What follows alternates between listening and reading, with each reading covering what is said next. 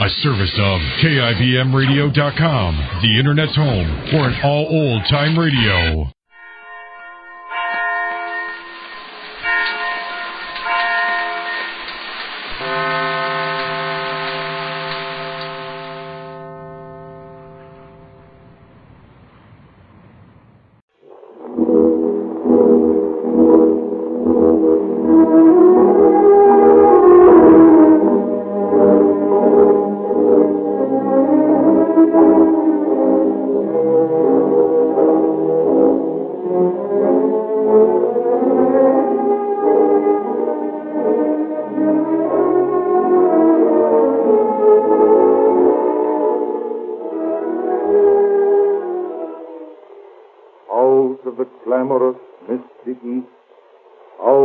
Desert, burning sand, the voice of ancient Persia speaks to the heart of him who understands.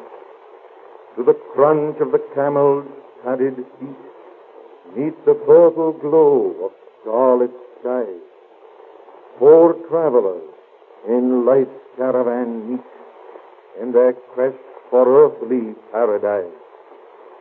A sign on the mystic scroll of fate, the moving finger writes in gold. Do you hear the call of Omar? Wait, Kismet is written, let the tale be told.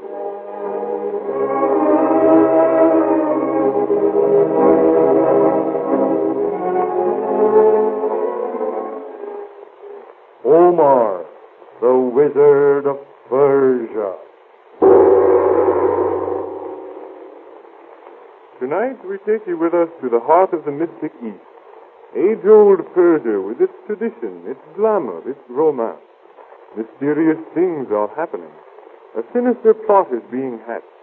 Its victim is an American, Henry Mason, an importer of jewels who is traveling in the Orient on business.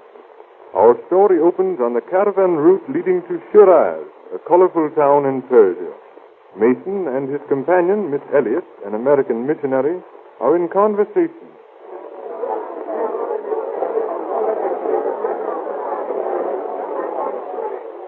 Well, Miss Elliot, I'm afraid the caravan will be a little late arriving in Shiraz. Oh, dear. And I was due at the missionary post there day before yesterday. Don't you think we'll arrive before nightfall, Mr. Mason? Well, I'm afraid they're taking a longer route than usual, you see. A longer route? But why? It seems to me that we've been delayed enough already. Yes, well, there have been a number of raids on caravans lately, and they're playing safe. You don't think there's really any danger, Mr. Mason? They told me... Well, no. Had we gone the usual way, there might have been, but as it is, I think we're perfectly safe. I'm afraid, though, it's mostly my fault that we're taking the long way round. Your fault, Mr. Mason? Why, what do you mean? Well, you see, I'm a dealer in precious stones, Miss Elliot, and as I'm carrying jewels of great value with me, I had to insist upon unusual precaution. Oh, I see. Well, you frightened me just a little, Mr. Mason. Have there been many of these raids? Now, don't alarm yourself, Miss Elliot. There's really not the slightest danger. I shouldn't have mentioned it. Oh, it's all right. But I should think there would be some way of protecting travelers from these bandits. Well, there's rather a strange feature about these recent attacks on caravans. Strange? Why? What's strange about them? Well, it's no ordinary bandit who directs these raids, nor are the men he commands the usual desert outlaws. They're not? No? No, it's rumored that they are members of a powerful secret organization of some sort. You mean an organized band of criminals? Yes, exactly. An organized band of criminals that's terrorizing all Persia. Really? How dreadful. Yes, they stop at nothing to attain their ends, and the man at the head of them is the greatest criminal of all. You don't mean they know who he is? No, no one knows. He's a man of many names and many faces. Oh, dear me. It all sounds rather shivery. I don't know whether I'm going to like Persia or not. Well, I don't think you need to worry, Miss Elliot. So far, these bandits haven't gone in for robbing lady missionaries. Well, I feel much better when we're actually in Shiraz. I'm beginning to imagine things. A second ago, I thought I heard... Great heavens!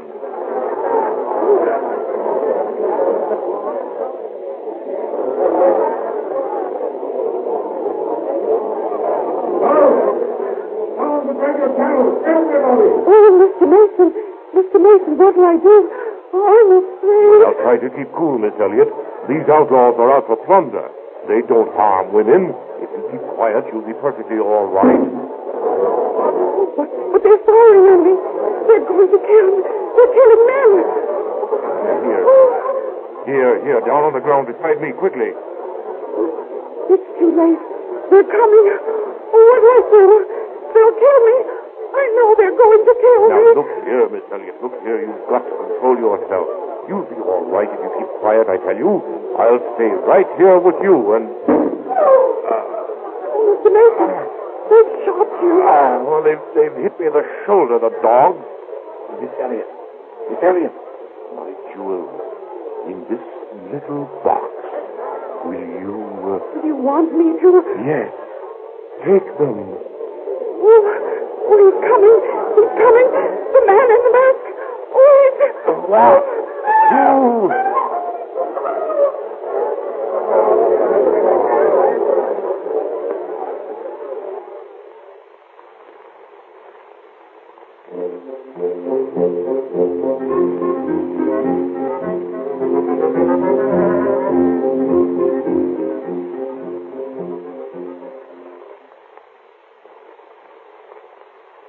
Enter, Malou.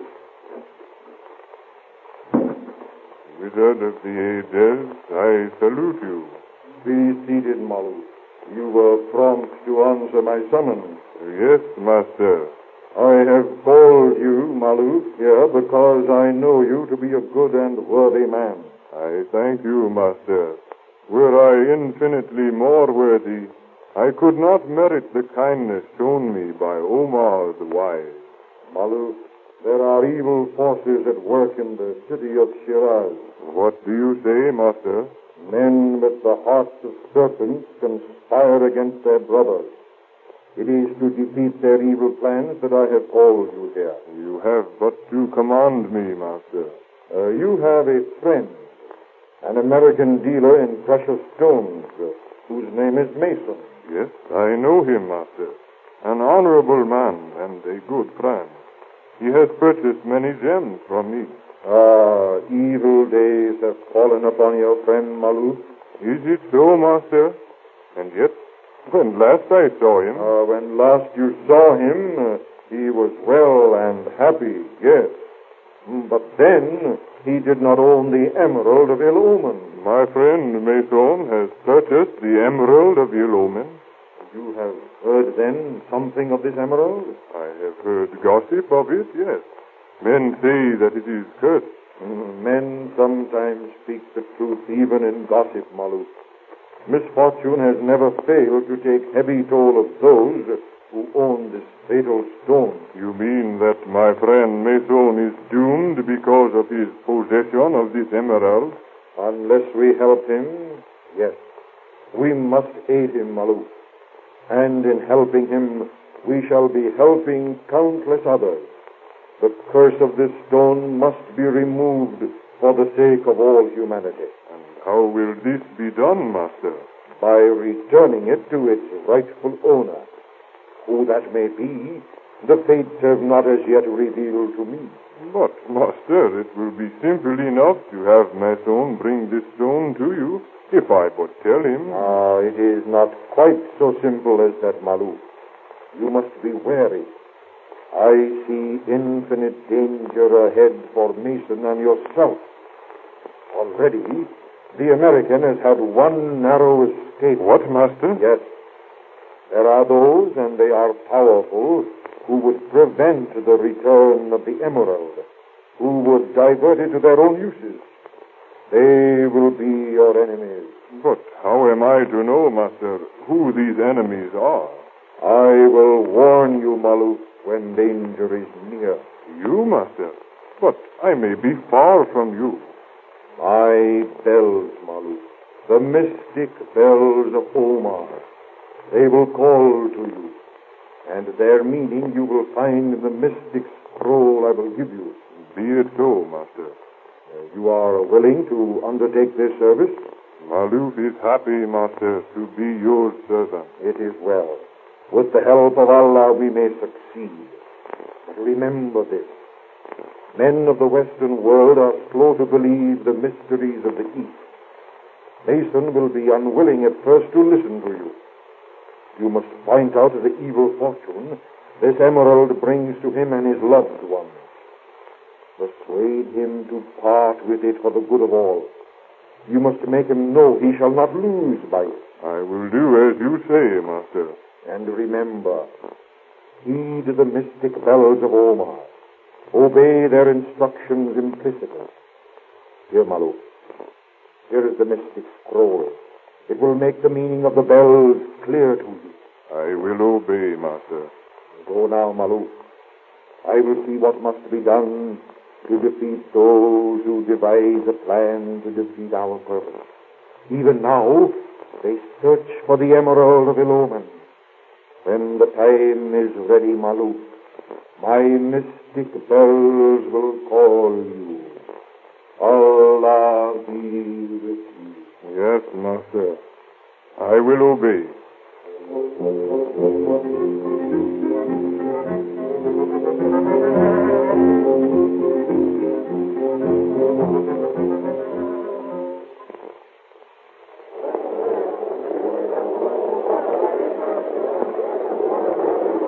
You would like a guide, sir? What? No, thanks. I know my way around Shiraz pretty well by now. But you have been hurt, sir. Your arm. Yes, I'm battered up a little, but I can manage. You are a foreigner, sir, an American, perhaps? Yes, my business brings me to Shiraz so often that I'm quite familiar with it. Then, perhaps you would like to buy something in the bazaar? I know these merchants. I can get better prices for you. Everyone knows Karim. That's your name, Karim, eh? Yes, you will permit me to serve you, sir? Well, I'd like to get a hold of a few pieces of Persian jade. You think you could get me a good price on them? Yes, sir. You are interested in precious stones. Yes, I deal in them. Do you know where I can pick up some gems? These pieces I want cheaply. Oh, yes. I know the dealers here. But it is strange. I have never seen you before.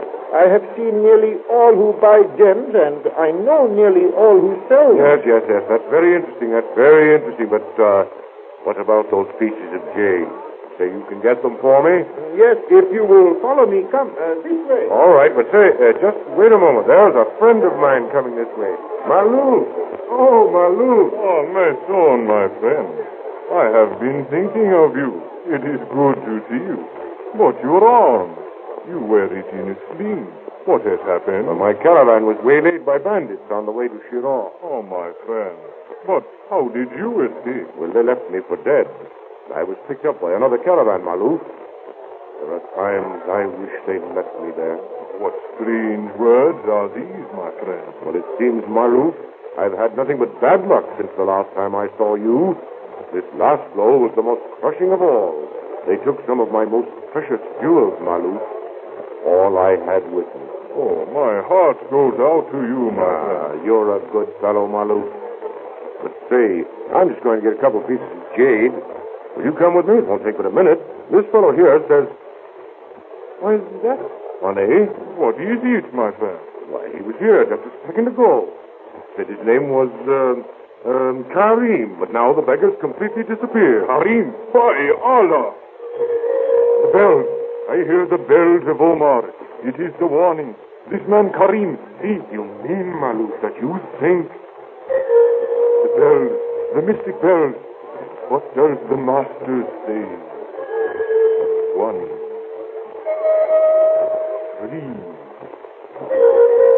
1. The message is, the shadow of danger grows blacker. Beware the stranger. What are you saying, Maluf? Read, my friend, that the hand of destiny is raised. Soon it will strike.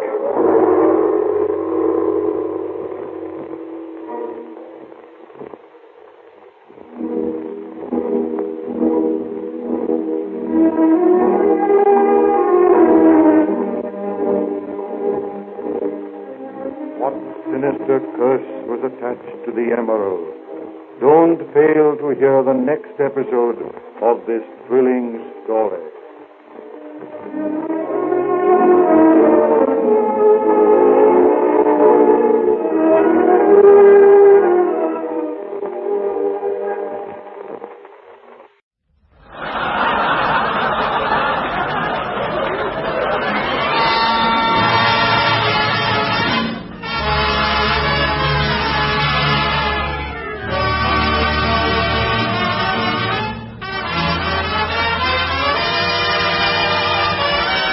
From Hollywood, California, the makers of Old Gold cigarettes present the Comedy Theater. The only radio program that brings you every week the greatest stars in the greatest comedies. Tonight's play, the radio version of the Paramount production, The Major and the Minor, starring Joan Fontaine and Sonny Tufts. And here is the director of the Old Gold Comedy Theater, Mr. Harold Lloyd.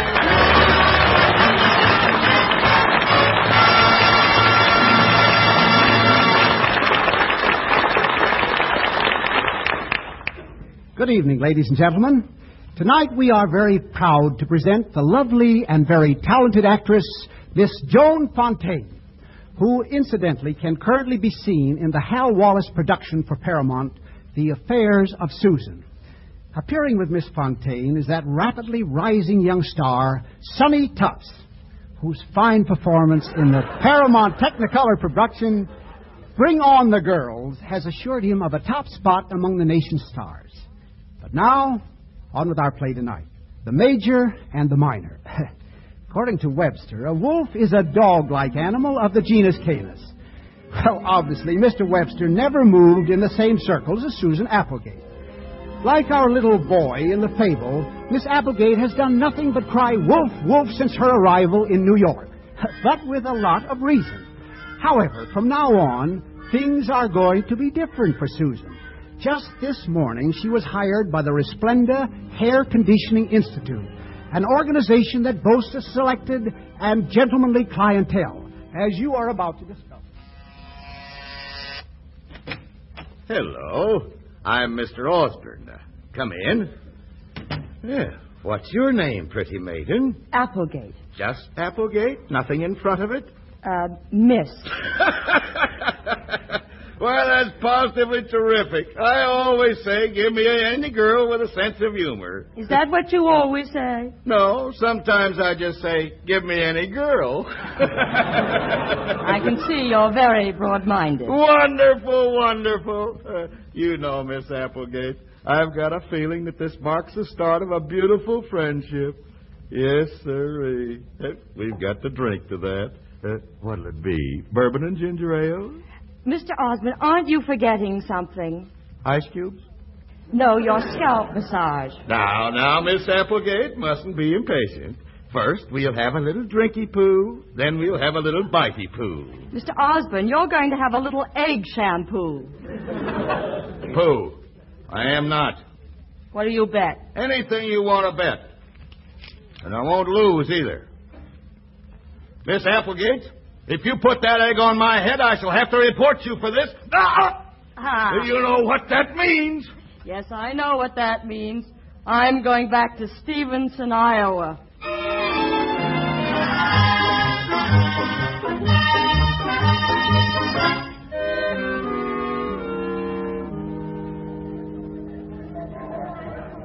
Train leaving on track 9 for Philadelphia, Wilmington, Baltimore, and Washington.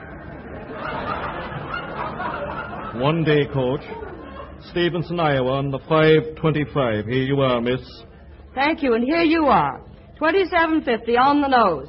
$32.50. They boosted the price, lady, last February. That's a fine thing for a great big railroad to do. Get you to come here for $27.50, and as soon as your back is turned, they raise the ante. Well, I guess I'm the world's prize idiot. Look, lady, I don't know you well enough to debate that point. Next. One ticket for Indianapolis, please. What about the child? He takes half fare. How old are you, Sonny? Junior, tell the nice man how old you are. What do you think I am, a stool pigeon? He's 11. Oh, excuse me, Mr. What's the half fare to Stevenson, Iowa? Are you here again? Yeah. The fare, half, 16.25. Why? Nothing. Oh, madam. Yes? Where's the nearest store that sells children's dresses?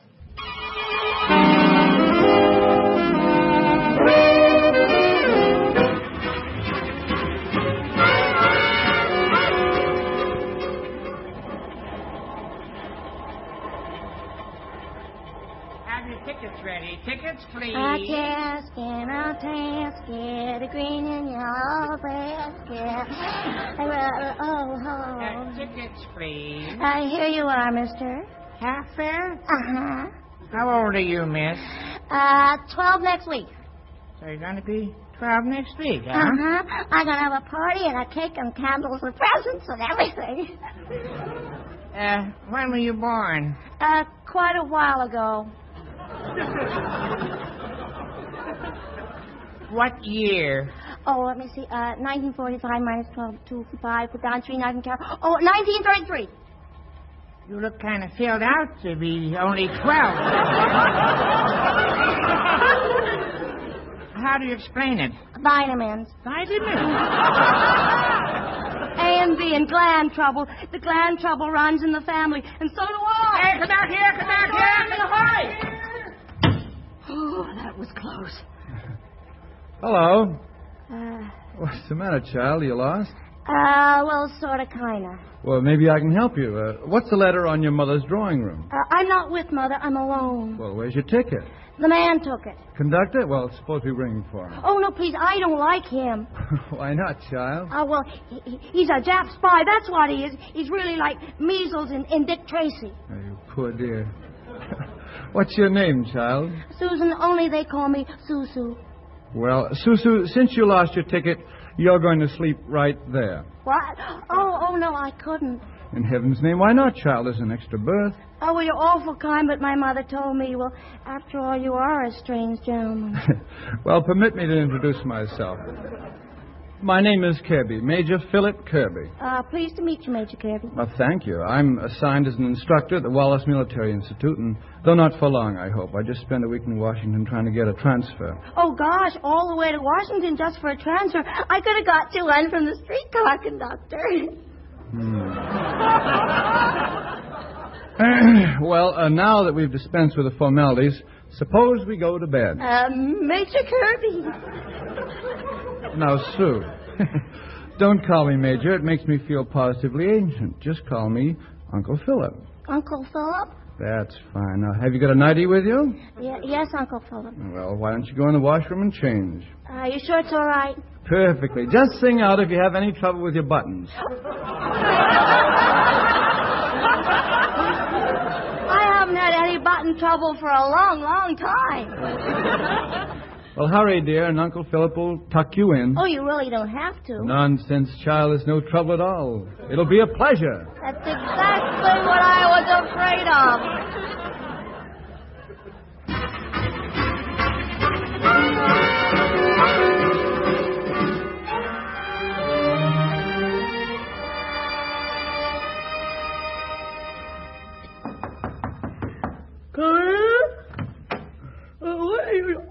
Good morning, Uncle Philip. Did you sleep well? Uh-huh. Why is the train stopped? Well, we're at my station. We just stopped here for 20 minutes, and I just want to say goodbye. Oh. Uncle Philip. Yes? There's something I must tell you. Something I want to explain. What's that? Well, maybe I better get dressed first. You know, Susu, you're a very peculiar girl. Oh, you don't know the half of it. Will you excuse me a minute? Certainly. Where's that lipstick? A casket, green and yellow. Philip, darling, guess who's... Oh, I beg your pardon. That's quite all right. I must be in the wrong drawing room. Or am I? I wouldn't know. That's Philip's grip. I'd recognize it anywhere. I gave it to him for our engagement. And he has the nerve. The conductor isn't supposed to know. And neither am I suppose. Why, Pamela, darling. How dare you? And after I drove 37 miles over horrible roads to find out how my poor, lonely fiancé occupied himself on his trip home. What are you talking about? That that woman in your drawing room, Philip. Pamela. Of all the cheap, revolting tricks. Well, we'll see what Daddy has to say about this. Pamela, come back here. Pamela. Is anything wrong, Uncle Philip? Brother. Everything, Susu. Listen, child, I've got to ask you for a terrific favor. Yeah? Will you come home with me? What? You see, that lady's father's the head man at the Wallace Military Institute, and after Pamela talks to him, he's bound to think that you and I... you wouldn't understand, Susu, but it's awfully important. Will you do it for me, please? Oh, I'd love to, because you're so sweet and so kind. You dear child. Look, Susu, about your mother. You don't have to worry. I'll send her a wire. Oh, you don't have to. Of course I do. She'll be frantic. Now, how's this? Met your daughter on the train and looked after her all last night. Stop. I'm sure you will understand my reluctance to part with her. Stop. So I'm taking her home with me. Stop. As you can see, there's absolutely nothing to worry about. Signed, Major Kirby. There. I imagine that'll be a very pleasant surprise to your mother. Certainly will be, Major. It certainly will.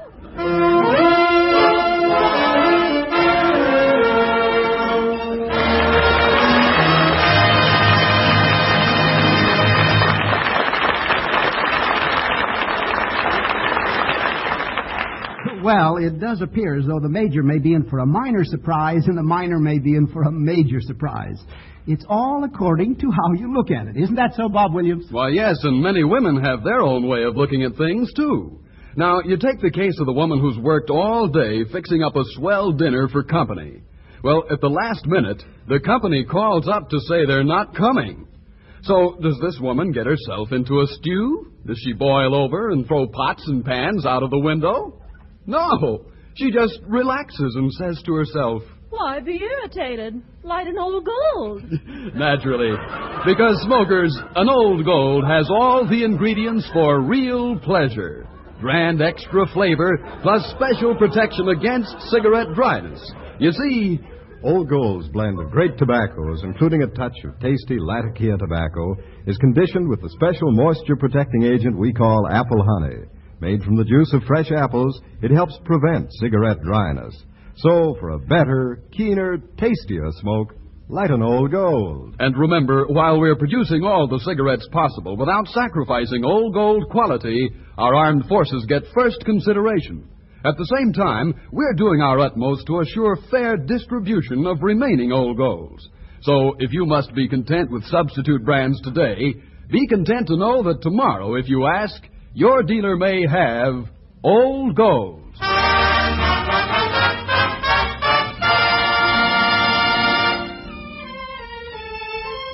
And now back to Harold Lloyd in the second act of tonight's Old Gold Comedy Theater presentation, The Major and the Minor, starring Joan Fontaine and Sonny Tufts.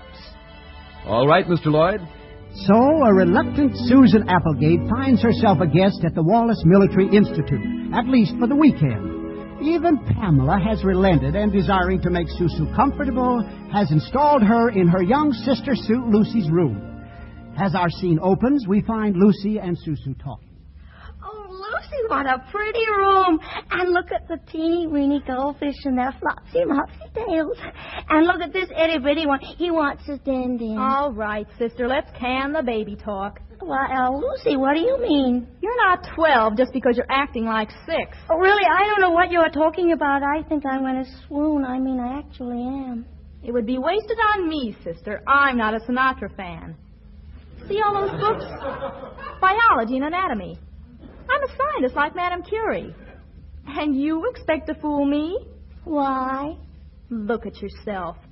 And talk about those adolescent adiposity. Adolescent what?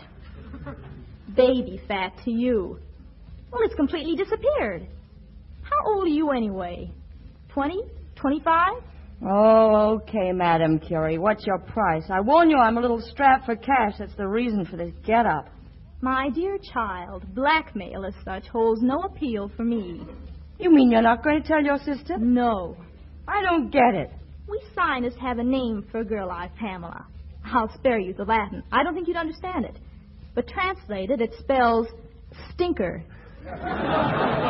She's awfully pretty. So's a black widow spider. And Philip's in love with her. Which ends all time the myth of male superiority. You know what Philip wants most in this world? To get into active service. Well, who's stopping him? Pamela. She's moved him on Earth to keep him chained to a desk here. I wish I knew someone in the War Department. So do I.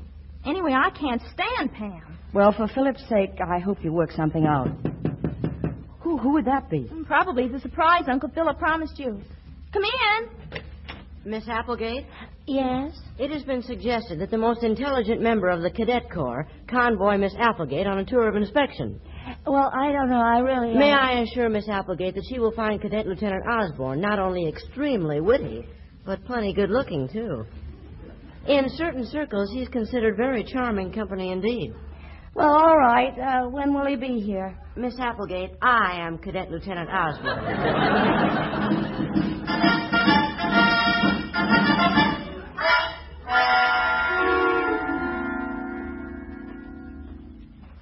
And over to your right, Susu, is the statue of General Ezekiel Wallace, founder of the Institute.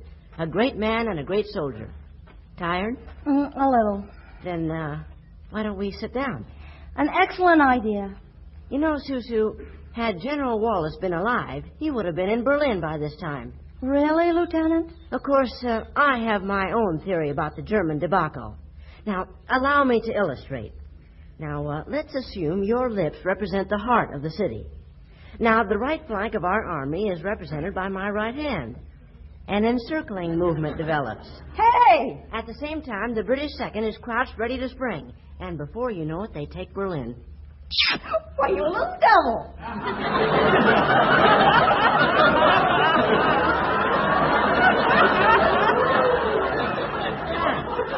Hot stuff, huh?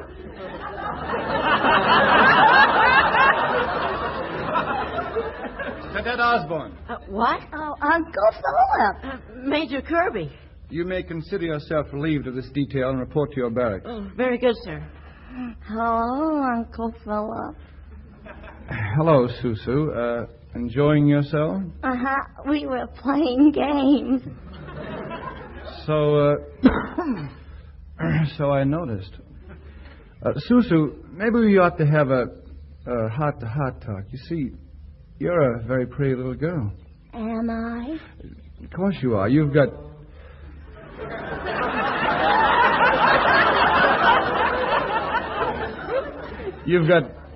You've got nice eyes and good straight legs.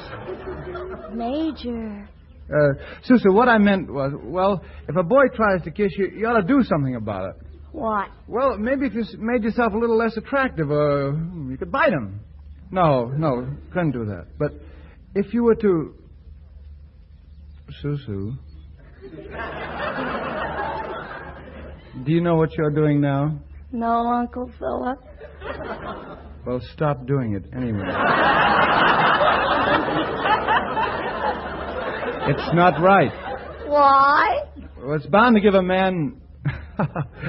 I mean, a boy, ideas. Well, is that wrong? Mother says ideas are a good thing for young people to have. Not these ideas. They're bad for children, and they're even worse for a grown-up.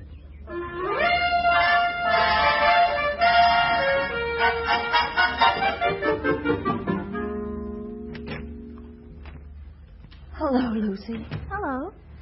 That's the darndest uncle I ever saw. Say, what are you doing there? I'm about to open this telegram Pamela gave me to send to Washington. That's a federal offense, babe. Too late now. Well, I guess little Lucy knows the score, all right. Who's ahead? Pamela. This wire is for Cornelia McWhirter. Her husband happens to be a brigadier general. He's the one Philip went to see about being transferred to active duty. Well, not that I care, but what does it say? Well, she wants Cornelia to tell her husband that Philip has an old football injury, which would make him a liability anywhere but here at the Institute. What tactics do you recommend, Professor? The Russians did all right with their scorched earth policy. That's good enough for me. You know, of course, this makes you a partisan in the battle. I know, comrade, and when they catch partisans, they generally throw them to the wolves. What was that?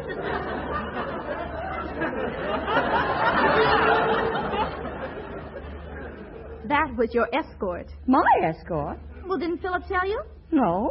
Well, Saturday night is the night of the weekly school dance. They'll probably make you the belle of the ball. You mean behind the 8 ball?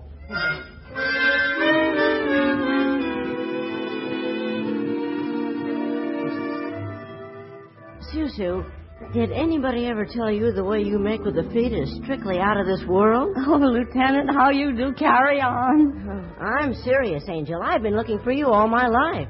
Well, I must have kept you waiting at least 14 years. You know what I always say? Give me any girl with a sense of humor. Is that what you always say? No, sometimes I just say, give me any girl. Now, where have I heard that before? Listen, Angel, I've got visiting parent trouble tonight. Pop wants to meet you.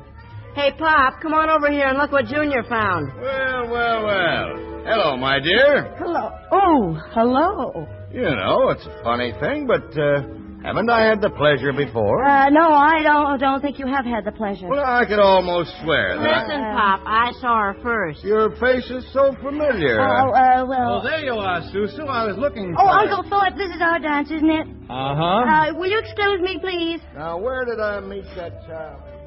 You know, Susu, I was afraid you ditched me for a younger man. Oh, I'd never do that. I like dancing with you. You are a peculiar child. I swear, Susu, if you were only 5 years older... Uncle Philip, this is my last night here, and there's so many things. Do you suppose that after the dance, I could have a few minutes alone with you? Secrets, Susu? Please, Uncle Philip? All right. Suppose we make it for 10:15, right at this spot. You won't forget. Cross my heart. Excuse me, Major Kirby. This telegram just came for you. Thank you. Susu, if this is what I think it is, here, you open it. Bring me luck. Well? This is to notify you that your request for active duty is hereby granted. You are to report... Susu, do you know what that means? Oh, I'm very glad for you, Uncle Philip. Wait till Pamela hears this. She did it. She did? Yeah, she sent a wire to the general's wife. Pamela, it's come through. What on earth are you talking about? My transfer, it's here. Transfer? But that's impossible. Oh, how nice.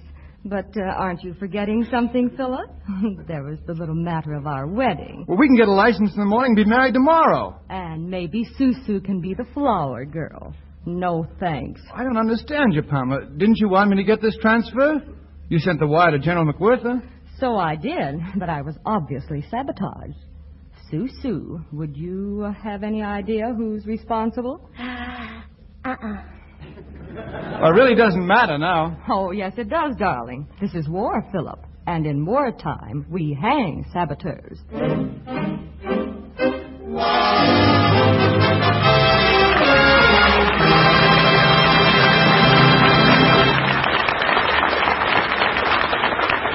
Now, here's Bob Williams with an important announcement of special interest to all smokers. As we've done before, due to wartime restriction, the cellophane wrapper on Old Gold packages will be removed for the warm months ahead. Cellophane is most effective during the winter months when artificial indoor heat tends to dry out tobacco. But during this summer, and for the first time since the beginning of the war, Old Golds will again have the special protection of aluminum foil, which was released in limited quantity for packaging. So, Old Gold's unique blend of many tobaccos, including its touch of rare imported Latakia tobacco, will still be doubly protected. Protected by aluminum foil and protected by apple honey, which helps guard Old Golds against cigarette dryness. Yes, the grand, fragrant aroma and swell taste of Old Gold will still be well protected to give you your full quota of smoking enjoyment. If you're not already getting Old Golds wrapped in aluminum foil, they'll be coming to you in their new dress real soon. Distribution is just about complete. So keep asking for Old Gold and enjoy a finer tasting cigarette.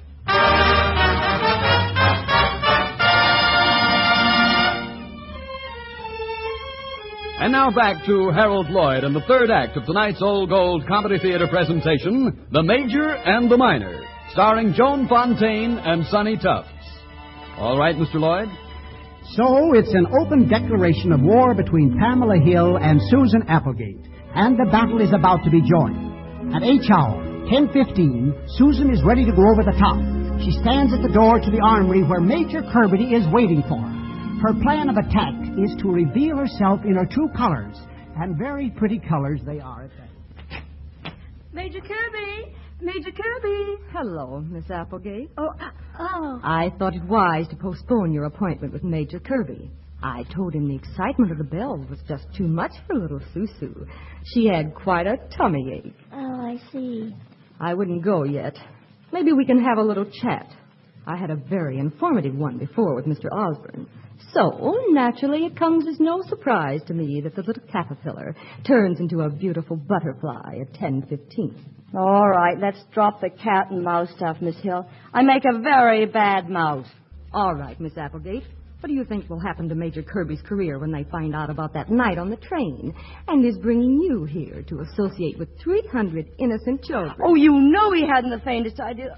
All right. What are your terms? Unconditional surrender. Either you leave tonight without one word to him, or there's going to be a rip-snorting scandal with somebody cashiered out of the service. Somebody rather useful. Thank you for putting it on such a patriotic basis. And now, don't you think you'd better hurry if you're going to make the 11:45 train? And watch yourself crossing the campus. That's quite a costume you're wearing for a girl of 12. You should be glad I'm not 12, Miss Hill. I was an awfully straightforward child. I used to spit.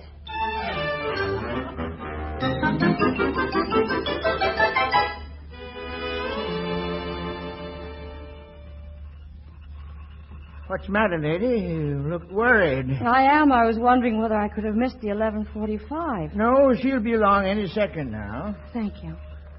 Yeah, there she comes now. About 10 minutes late, isn't she? Major Kirby. Hello, Susan. What are you doing here? Well, I'm crazy about railroad trains. Oh, you are? Uh-huh. And you? Well, I'm on my way to Stevenson, Iowa. No, that's a coincidence. That's exactly the place I was bound for. Why? Well, I had a little talk with a friend of mine named Lucy Hill, and she convinced me that I ought to investigate the local talent. Seems to think I could do a lot worse than marry one of their hometown girls. And then my next stop is Berlin.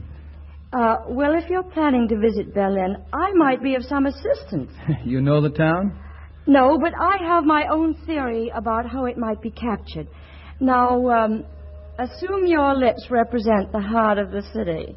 Now, the right flank of our army is represented by my right hand. A slow encircling movement develops. See what you mean. And at the same time, the left flank of our army is crouching ready to spring, and before you know it, they take Berlin. How can we lose?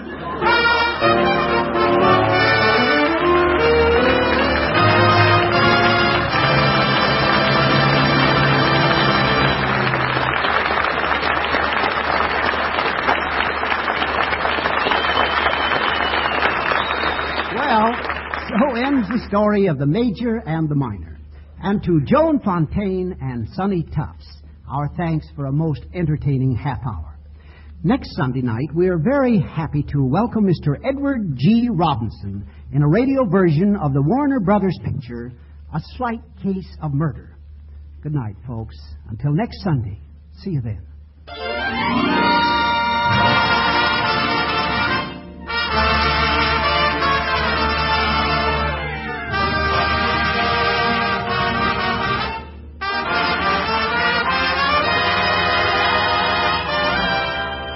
The Major and the Minor was presented through the cooperation of Paramount Pictures, whose current picture is practically yours. Joan Fontaine appeared through the courtesy of David O. Selznick. And now until next Sunday evening, don't let little annoyances get you down. Why be irritated? Light an old gold. Its tobaccos are conditioned with apple honey to help guard against cigarette dryness and to give you more smoking pleasure. This is Bob Williams saying good night for Old Gold.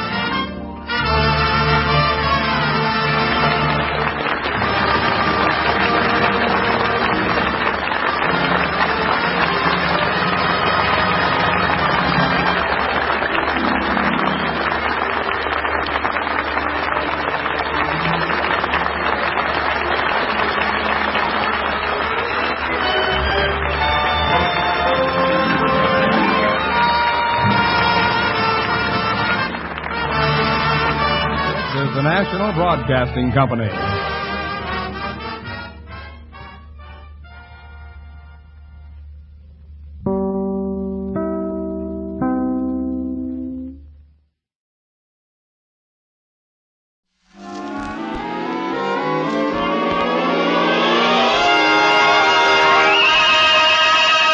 Kathy and Elliot Lewis on stage.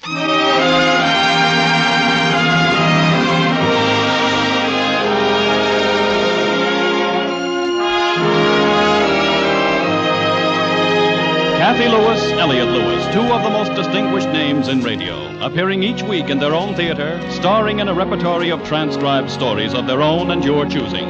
Radio's foremost players in radio's foremost plays. Ladies and gentlemen, Elliot Lewis.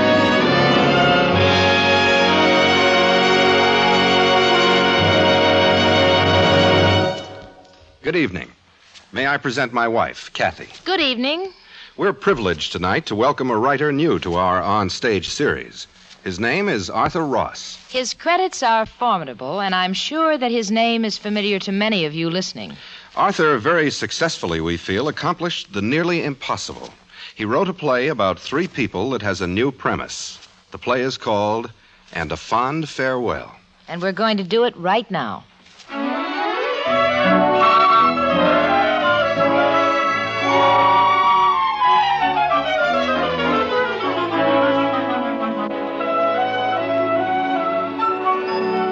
I'm Lisa Jensen, and if I told you my husband was probably the most attractive professor at Wilton University, you would raise an eyebrow. Either you would raise it out of doubt or just jealousy. I consider myself quite a lucky woman. Not that Robert doesn't look at other women. He'd have to, just to keep from tripping over them when they throw themselves at his feet.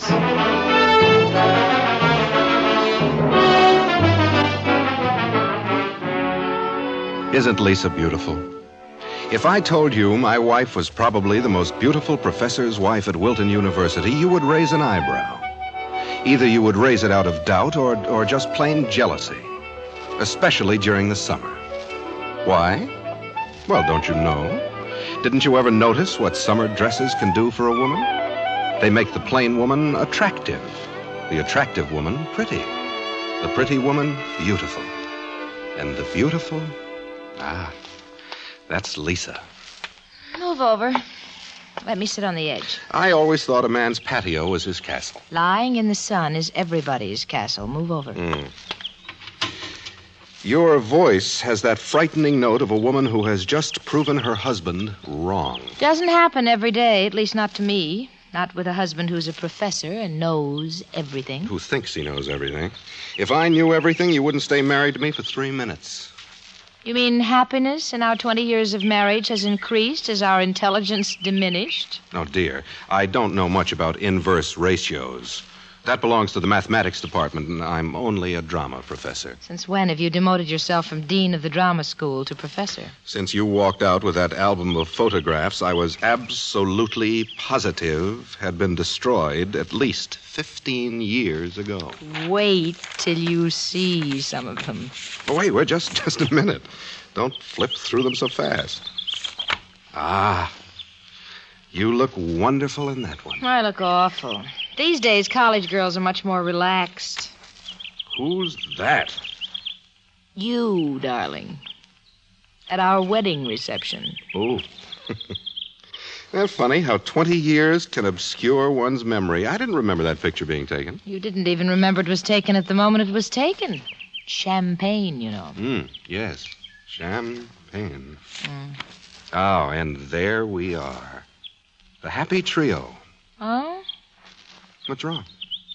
You and I look happy. We were the bridegroom and bride, but I don't think Eric looks particularly pleased. He doesn't.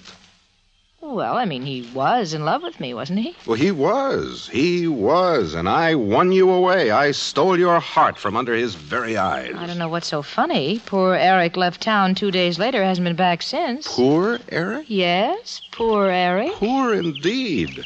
One of the richest actors and directors on Broadway today, surrounded by luxury and famous people and trips abroad every year. I hardly think you can call him poor Eric. You needn't get angry about it. No, I wasn't angry, honest. But you are. Now, come back here, honey. It's comfortable right here, thank you. The sun's too warm. Would Eric have left as he did? Would he go off like that if he hadn't been miserable? Well, I'd say he didn't exactly go off clicking his heels and clapping his hands. And then what about his not writing to us for years and years? A lack of punctual correspondence is a failing common to 90% of mankind. But that doesn't mean they're broken up over our marriage. And yet he immediately accepted your invitation to give a lecture at our summer drama festival. Does all this add up to a man who's forgotten, a hurt? But we saw him in New York once or twice. All right, then. He was delighted to be rid of me. He was glad to have you take me away. And it really wasn't much of an achievement on your part at all. I wouldn't go so far as to say that. How far would you go to say what? He does look rather unhappy, now that you've brought it up. I might have been mistaken. I don't impress men very much. Oh, no, darling. You do. And he looks very unhappy. The more I look at the photograph, the more miserable. As a matter of fact, his face is absolutely unbearable. You'll have to bear it. His train is due in an hour. No, wait, honey. No. You really believe he feels that way? After all these years? We'll know very soon, won't we? How do you mean that? I wish I knew.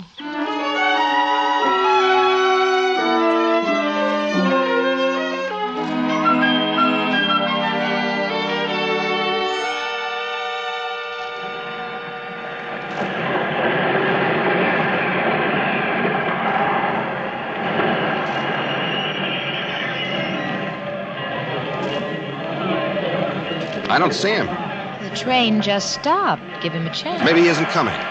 Would you like to believe that's true? Well, after all, maybe it was an imposition to ask him to lecture. Maybe the lecture isn't the real reason he accepted the invitation. There he is, Robert. Where? Over there. That handsome man in the dark coat. He doesn't see us. Well, maybe he doesn't recognize us.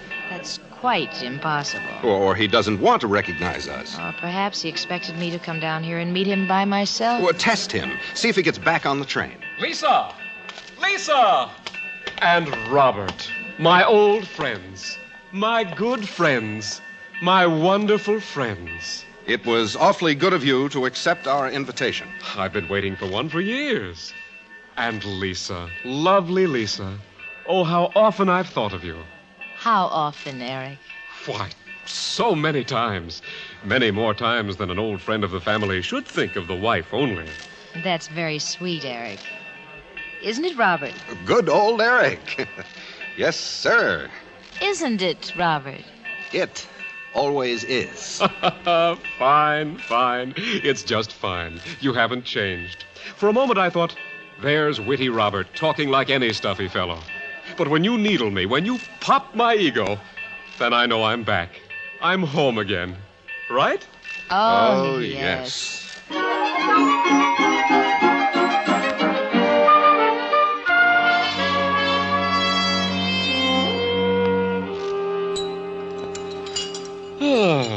Lisa, that was a magnificent dinner. You haven't eaten this much in years. Yes, years. The very words I was about to say. But then you always knew what I was about to say. That was our problem. Which I solved. All the memories, all the discomforts and pleasures, they come back now. Oh, you'll be out of here in the morning, and Wilton University will have the same obscure position in your memory it's had for the past 20 years. Say, not so fast. You sound like you're trying to get rid of me. Besides, I don't want to forget. You don't? Or you didn't? Both. College was a great deal of fun. It's like a fond childhood memory. We weren't exactly playing hopscotch at that time, you know. I better get these dishes into the sink or we'll be late. No, we'll do it, dear. You get made up. Oh, just put them all on this tray. Right. You both seem quite happy, Robert. Oh, yes, quite happy. Yes, we are. That's because you both live exactly the kind of life you want. Oh, that's because we made the kind of life we wanted. The quiet of scholarship. yet the chance to try new things. That's what university life is. Do you miss it, Eric? Oh, no. This was never my kind of world. You're a born teacher, Robert. You have the willingness to let others mold themselves in their own image. I want them to mold themselves in mine. But the temptation to play God is awfully strong sometimes. Yes, but you'd never succumb. No, the ego needs a boost on occasion. I look at the years passing, at the success of men like yourself, and then I consider my limited activity. But you have love. You have a wife who loves you. There's satisfaction here for you. Was satisfaction. You and Lisa aren't... Oh, no, not that. She does love me. I'm positive of that, completely. Oh. But she's approaching middle age, Eric. You'd only have cause to worry if, after this length of time, she wasn't approaching it isn't her love for me she doubts. It's my love for her. Not another woman? No, of course not. You see, she's worried about whether or not she's still attractive to me. That 40-year-old anxiety. Exactly. We all have it to a degree, all of us who are married, that is. But Lisa is beautiful. Truly beautiful. Well, you can't explain away a woman's fear about that. It has nothing to do with logic. She afraid of losing you? But not if her self-confidence had a pickup. Well, it isn't quite as simple as taking a vitamin pill for a physiological deficiency. Well, it's a time in life when they rely on memory and remembrance of things past. Here, I'll carry the tray. Quite true. No, I'll carry it. Sometimes they think a man in their past is still in love with them.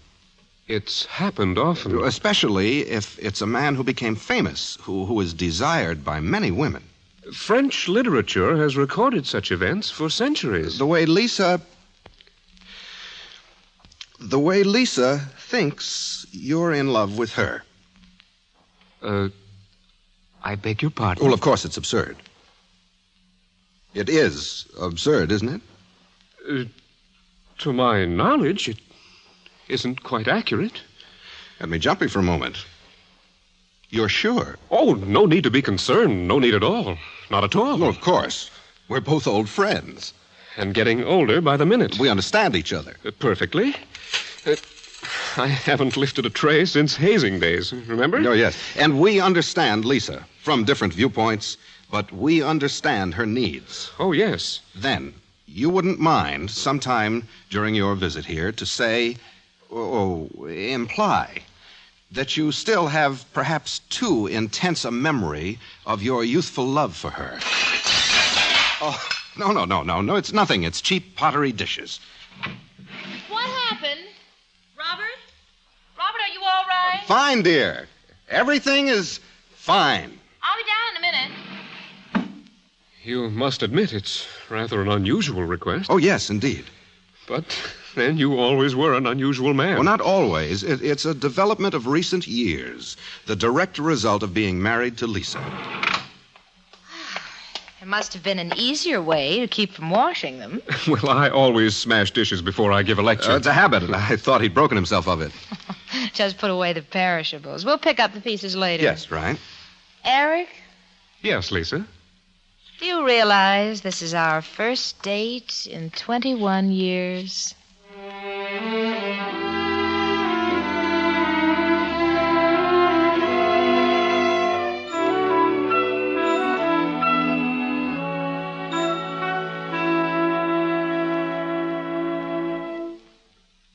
You are listening to Kathy and Elliot Lewis on stage. Tonight's play, And a Fond Farewell. Later this evening, on most of these same stations, CBS Radio's long-standing theater of great love stories, Romance, returns to the air.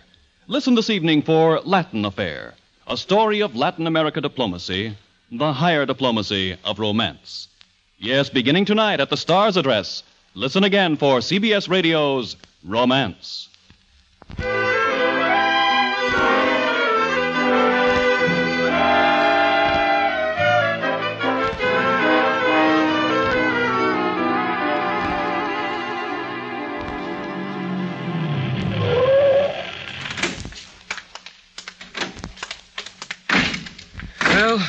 How do you think they liked it? Just fine. Several people congratulated me just for having known you. You looked as if you were suffering from an acute attack of stage fright. Well, I was.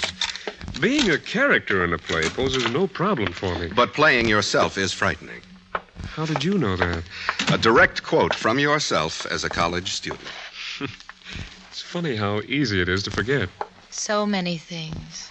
Care for a drink, Eric? Something cold. You, Lisa? Nothing, thank you. Isn't that odd for me to feel that way? Stage fright, when you're being yourself. Well, it's a common failing, Eric. Mankind's greatest problem is that he is intimate with fantasy, but a stranger to reality. Is that the professor talking or the man? The husband. Your drink, Eric? Lisa? Don't sound so pained. You've loved every minute of married life. Of course I have. Eric, do you think you would feel the way Robert does if you'd been married to me for 20 years? Oh, that, my dear, is like asking a turtle if it enjoys being a bird. I can tell you what it's been like not being married to you for 20 years. Eric, will you excuse me for 10 minutes or so? What's wrong, dear? Some very important papers. What important papers? This is the weekend. Well, little ones, dear. Nothing important. You mean the important papers aren't important? Very good, dear. Yes, fine. Help yourself to the bar. If you need anything, just call. Robert seems to be getting more erratic. Oh, not really. He was always erratic. I mean, most people thought he was Gibraltar or an unreasonable facsimile. Now that you mention it, he always has seemed a bit erratic. For two people who consider themselves fair conversationalists, we're beginning to sound like cliché experts. Your point. Well, I didn't mean it as a contest. There just seems to be an uncommon strain for such two old friends. You weren't very friendly the last time we had a conversation alone. Well, should I have? I just asked you to marry me, and what was your response? That you were going to be married to Robert the following week. You didn't quite ask me if I wanted to marry you, Eric. What you actually said was, have you ever considered marriage, Lisa? Well, you knew what I meant. Oh, yes. But did you? Well, I was young. So was Robert. So was I. Well... Yes. Nothing. All right. No, something. I admit that was the only regret of my youth. That I was too young to appreciate you. Oh? Too young to know so many lonely years would pass. So many empty years without real companionship. Without the undying love and the lasting tenderness of marriage. Without those things you offered me. I offered you no such thing, Eric. I know. I know, Lisa. And that was my error. Not realizing I could have engendered such a feeling if only I'd known my true needs. Nice return. Go ahead. Make light of it. You can. You're happy. You're not lonely. Eric, come here. All right. Sit. Beside me. Here? No, here. Beside me. Here? There. Now, look into my eyes, Eric. They're beautiful, Lisa. Eric, sweet Eric. You're still the biggest liar I ever met. Oh, I don't think that's very nice. What's behind all this? You're a postgraduate bachelor. You never stop moving long enough to know if you're lonely. Maybe you are, but you don't know it, and that's your lie. Did Robert put you up to this? Now, that's not fair, Lisa. Forget something, dear? Oh, no, I don't think so. Then, did you finish your work? No, well, not quite. Oh, I must be looking for something. It's probably in the den. Well, how foolish of me, of course. Everything's in the den. He was worried about you. Why was he worried about me, Eric? Well, as a friend, he asked me to help. This is embarrassing. But he wanted me to help you regain your confidence. Do you think I've lost it? Hardly. But his theory was based on the assumption that your discussion of me indicated an idea that I was still in love with you. And you were to encourage that notion to build up my confidence? Oh, it was unnecessary. I must tell him his concern over you was completely unnecessary. Oh, but you mustn't tell him, Eric. I mustn't? Don't you see? It isn't my ego that needs the memory of a youthful love. It is his. But you were the one. It was you who spoke of me in those terms. He said. True. He said it. Let me explain something to you about middle-aged couples, Eric. It might come in handy in your career. Ouch. I earned the right to that one. Yes, you certainly did. You see, Eric, women in our world can admit to their vanity. It permits them to play at being younger than they really are. Oh, if it becomes too flagrant, remarks are passed. But the right to do it is accepted. But men must always be men, with a capital M. They can never show their crying need to play young as they get older, to make believe. Are you looking at my gray temples? Don't you think you're immune? You have a lesser problem. You can still play youthfulness on the stage, and thousands of women idolize you. Yes, and they all go home to their husbands after the matinee, and I'm left alone again. Oh, fiddlesticks. You couldn't love one woman if your life depended on it. That's why you've worked so hard to get the idolatry of many. Maybe I'm just a college boy at heart. Maybe you are. But Robert loves only me. And he wonders if he still has the charm and strength and appeal for me that he once had. That's possible, too. And one of the greatest assurances he can have is the knowledge that he won me from you. You really think so? Well, if not, then why would he have put you up to this? Only one reason. To find out if you still loved me. You, famous Eric Sandler, the Eric who is sought after by so many people. And if you did, then Robert would still be king in his home and secure in my love for him. I'm sorry. I didn't realize... That's why, Eric, that's why I ask you to convince him of what started out as his pretense, to convince him it is a reality. Will you? I think that's about enough work for one evening. So do I, dear. I envy you, Robert. Really? Why, Eric? For the wife you have. A man with all your money and fame, surely envy isn't quite the word. I said I envy you. Without qualification. Without exception. You mean you still wish you'd married Lisa? Robert. Yes, I do. You sound as if you mean it. I do mean it. I mean, really mean it. You're losing your wits, Robert. I don't make a habit of telling men I wish I'd married their wives. Well, since you mean it, that throws an entirely new light on this matter. It's about time. And I don't think I like it either. I think you deceived me. Now, Eric, Robert, that's enough. Deceived you? You dare talk about deception? That's wonderful. Just wonderful. All right, that's enough. Let's not discuss it. Let's not talk about it anymore. Yes, we've talked enough. I haven't talked enough. You haven't? And you, Lisa. It's all been a charade to you, too. Eric, have you no conscience? Stop this instant. No conscience? What do you mean? I'm going to bed. What did she mean? What were you two talking about? Exactly what you told me to talk to her about. Lisa, darling, listen. It was for your own good. I mean... You don't have to apologize if you don't want to, Robert. You stay out of this. But you don't have to. Because she wanted me to convince you of the same thing you wanted me to convince her of. Robert, darling, you understand. It was because I love you so, and because I was afraid of your worry and Oh, Eric, you're a monster. I'm a monster? After you both used me to serve your own needs? You didn't care how I actually felt. What? You didn't bother to find out if I had forgotten Lisa completely or was still in love with her, did you? Well, I love her. I always loved her. I always will love her, see? Can you get that through your heads? You've won, Robert. You won from the start when you took Lisa away from me. And I'm going to a hotel.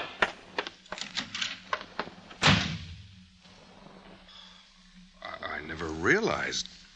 Neither did I. Well, I should go after him. In the morning. But we've lost a friend. Gained a friend. Oh, you mean now that he has it off his chest? Darling. No, you're right. Darling. Your kisses were never more sweet. Neither were yours. Yes, indeed. It's late, darling. Oh, isn't it? Robert. Yes, sweetheart. He'll get over it, won't he? Eric? Oh, sure. He was terribly disturbed. Wasn't he? He used to get worked up like that when we were in school. Like an explosion. Acting was good for him. Sure, it gave him a chance to let off a lot of energy. Well, it's probably what made him such an excellent actor. Used to lose himself in it entirely. You would have thought they were the same people, Eric and the role he was playing. He used to do that just at parties, pretend to be something. Incredible. Even had me fooled sometimes. Had me fooled often. Do you think... What he just said was real? From his heart. I wonder. Really? No. He meant it. Really? Now I wonder. He's fooled us before. When it made some difference in our lives. Doesn't it anymore? Turn out the light, darling. Let's go upstairs. Yes, sweetheart.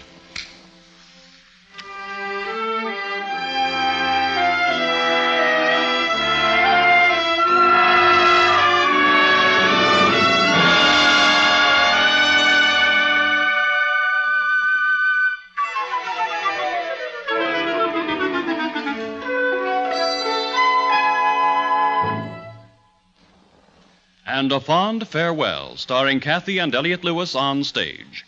In a moment, Mr. and Mrs. Lewis will tell you about next week's play. With the arrival of warm weather, people tend to forget their troubles, and other people's troubles, too.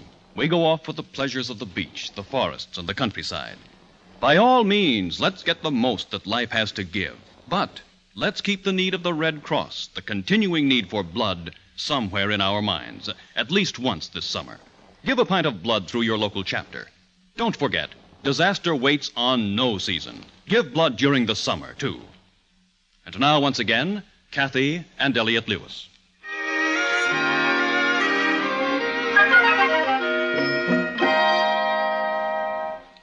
Arthur Ross, dramatic conversation, and A Fond Farewell. We'll do some more of his plays during this series. Byron Kane finally got a chance to play a decent part tonight, and was Eric. People who live in the same town or went to the same school or who are in the same business have jokes that they alone understand. We in show business are no exception. For example, go ahead, dear. Next week, what? Ladies and gentlemen, next week, East Lynne. Only we're not joking about it.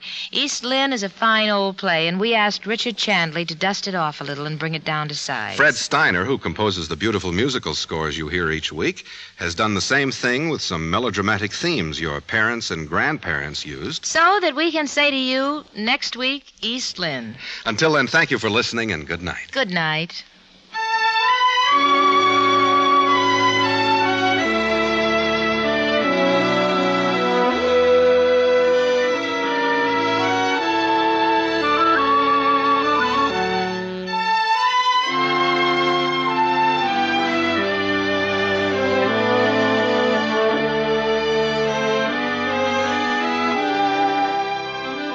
Music for tonight's story was composed and conducted by Fred Steiner. The Kathy and Elliot theme is by Ray Noble, and the program is transcribed and directed by Mr. Lewis.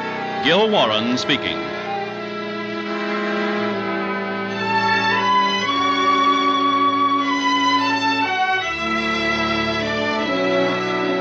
America now rides to the tune of 25 million auto radios and listens most to the CBS Radio Network.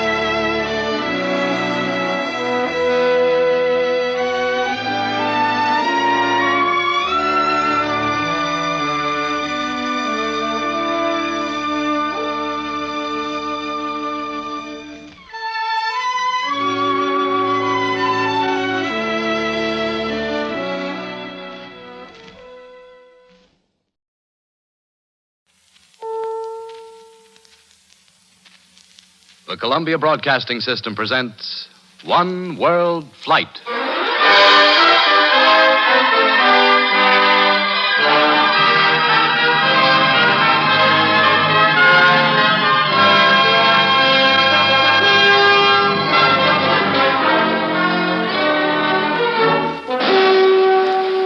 Americans don't know quite exactly what is going here, and we don't know here what is going in America, what is going on in America, what are the conditions, and so on, especially social conditions, and so on. You are listening to Edward Beneš, President of Czechoslovakia, speaking at his desk in the presidential office of the Rachani Palace in Prague, Czechoslovakia, during an interview with the CBS playwright-producer, Norman Corwin. The voice of Mr. Beneš is one among several authentic sounds and voices recorded inside Czechoslovakia to be heard on this sixth of a series of 13 broadcasts based on Mr. Corwin's recent 37,000-mile global trip as first winner of the One World Flight Award.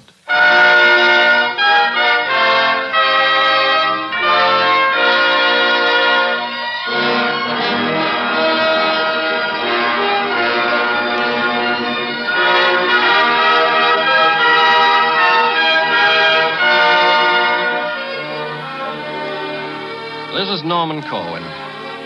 From Moscow to Prague is a distance of about 1,200 miles as a plane flies, and on a day in late July, an unsettled day in which the weather changed from country to country, we flew that leg of the One World Flight. The land beneath us, with its frequent streams and rivers, looked as green and innocent as though it had never heard the names of old wars, nor the rumor of new ones.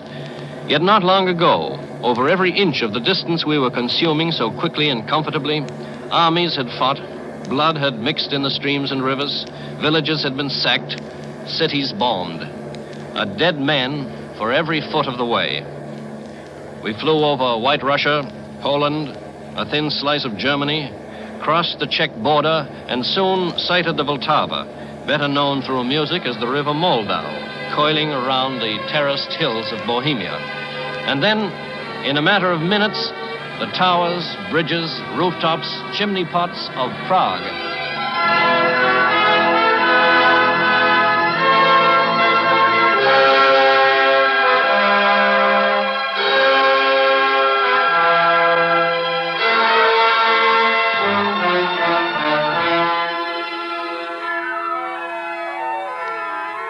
Prague is a graceful city, Baroque and Gothic, with a skyline of radio transmitters and cathedral spires.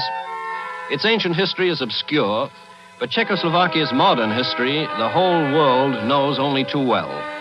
This country, slightly smaller than Wisconsin, was the republic handed over to Hitler at Munich by agreement of two sister democracies.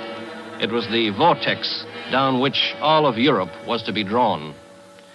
I was naturally anxious to see what betrayal and occupation and the trials of Reconstruction had done to Czechoslovakia, whether its people were happy and confident, whether they were still friendly to the United States, the country which had done so much to create their republic, how they felt about Russia, whether they were, as we'd been told along the way, a bridge between East and West, whether they were in a mood to embrace the concept of one world. I had no trouble getting answers to these questions. In no other country did I find people more articulate about themselves and the world. Nowhere a deeper sense of anti-fascism. For as President Beneš said in an interview of which you'll hear more later, every Czech must be anti-fascist. And every Czech must be against any whatever revival of fascism everywhere. Because with the fascism is connected intimately the greatest injustice which has given made against us. This attitude seemed consistent all the way from the presidential office down to the coal mines. One afternoon, we drove out to Kladno, the mining city northwest of Prague, and went down into the Beneš pits, named after the president. In no time, we were surrounded by miners, each eager to speak into the microphone to be heard above the din of mine machinery. Mrs. Slavka Gregorova of the Czech radio acted as interpreter, and in the following exchange, I have eliminated for the sake of time all translations going into Czech and the Czech replies. My first question was whether they were worried about another war. Yes, we are afraid of war, mainly because there is still Germany with so many Nazis and fascists who are allowed to carry on as before. And also another reason is that there is still the Franco Spain, which is always a new incentive for another war. Most of the men were internationally minded, but I found at least one isolationist. This fellow told our interpreter, "Well, I'm only a simple worker," he says, "and I look at the things in this way. Europe belongs to the Europeans, America to the Americans, and whatever we do at home is our own affair." I asked the miners whether they were inclined more to the east or to the west, and I got an answer indicating how deeply Munich had affected their attitudes and how well they remember it. He says that with 99% we incline towards the east, and only with 1% we incline towards the west. We are Slavs, and we belong to the large Slavonic group of nations. And whenever we look at the past, we know what has happened to us from the West. I asked another miner what, if he could make a wish tonight that might come true tomorrow, he would wish for. Well, I'd wish this, that all the gentlemen from the West and from the East would realize that we are men, that we are human beings, and that they would adjust their politics according to that. That they would adjust their politics to serve humanity, to serve mankind. And as long as they don't do this, we won't have any peace. Back in Prague, I talked to some students who were planning a World Student Congress for the following month. They, too, were insistent on the anti-fascist character of their movement. One of them, Miss Masalkova, said, "Yes, we feel that there is a great danger. There's a great danger for fascism still now in Europe, for instance, in Germany." And I found that in Czechoslovakia, as in most of the Europe conquered and occupied by Hitler, the terms fascist and fascism took on different meanings from what was generally given to them back home. In America, to a great many, fascist is often merely a bad name you call a person whose politics you don't like. It's a term thrown about loosely when a group breaks into heated argument. Some of us are prone to call each other fascists or communists over issues ranging from labor unions through rent control to atomic energy. But in a country like Czechoslovakia, a fascist means something quite real, not theoretical. The people of Prague saw fascism march down their main street. They saw their friends taken out of their homes and shot. They were tortured. It seemed that almost everybody we met had either personally suffered or was related to somebody who had been tortured or killed by the Nazis. Young Jan Silvera, for example, who assisted us in these recordings. He was the only one of a family of 18, including parents, brothers, sisters, uncles, who was not executed by the Nazis. Yet none of these people seemed bitter or cynical. They were resolved to do everything they could not to let it happen again. But their resolution was never vindictive. It was calm, reasoning, and vigilant. I asked Dr. Seeby of the Czech underground, who had been tortured and sentenced to death by the Nazis. I asked him what he, as a man to whom fascism and war held a very deep personal meaning, what he would most urgently recommend to the United Nations. He replied, "This is what would be my message, my humble message to the United Nations. Not to breed the idea that there is a necessity of a war between the West and the East, between the Western and Eastern conception of life. I know that this is the last hope of fascism.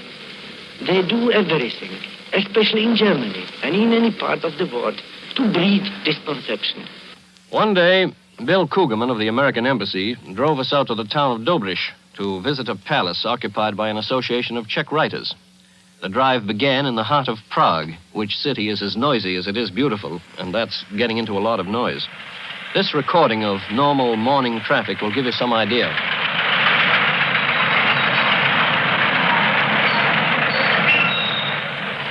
Prague, after Warsaw and Moscow, had an air of prosperity. It was second only to Stockholm among European capitals we visited in its appearance of well-being.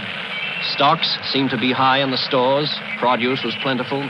You could even buy canned tomato juice, a luxury unheard of in most of the world outside of the United States, for the equivalent of 6 cents without any ration ticket.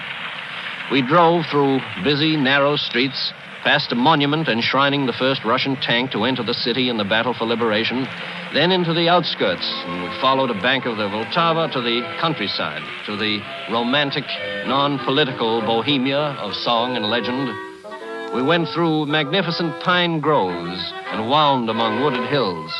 My colleague, Lee Bland, reminded us, looking out at this first-class scenery, of how much first-class culture, how much good literature and music had come out of this little country. Tunes long familiar to Americans, tunes like Humoresque.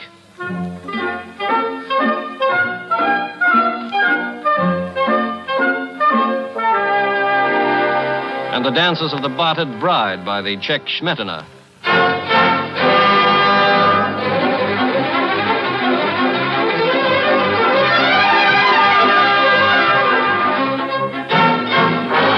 And the familiar polka by the Czech Weinberger.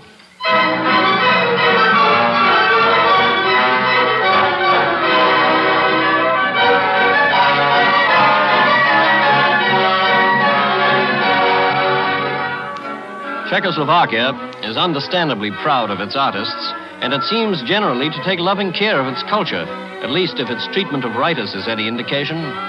When we reached the palace at Dobrich, we found it to be pretty much the kind you've built for yourself at some time or other in an architectural daydream.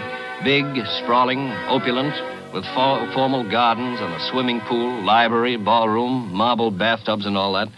The new coalition government decided writers were a national asset, and so it bought and turned over to a writers' syndicate this expensive palace. To join the syndicate, a writer must have 3 published books to his credit or 3 plays produced.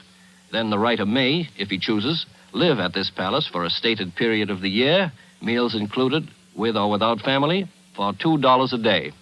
When we arrived, children were running around the palace chasing puppies. I asked their parents whether they had come there to work or to rest.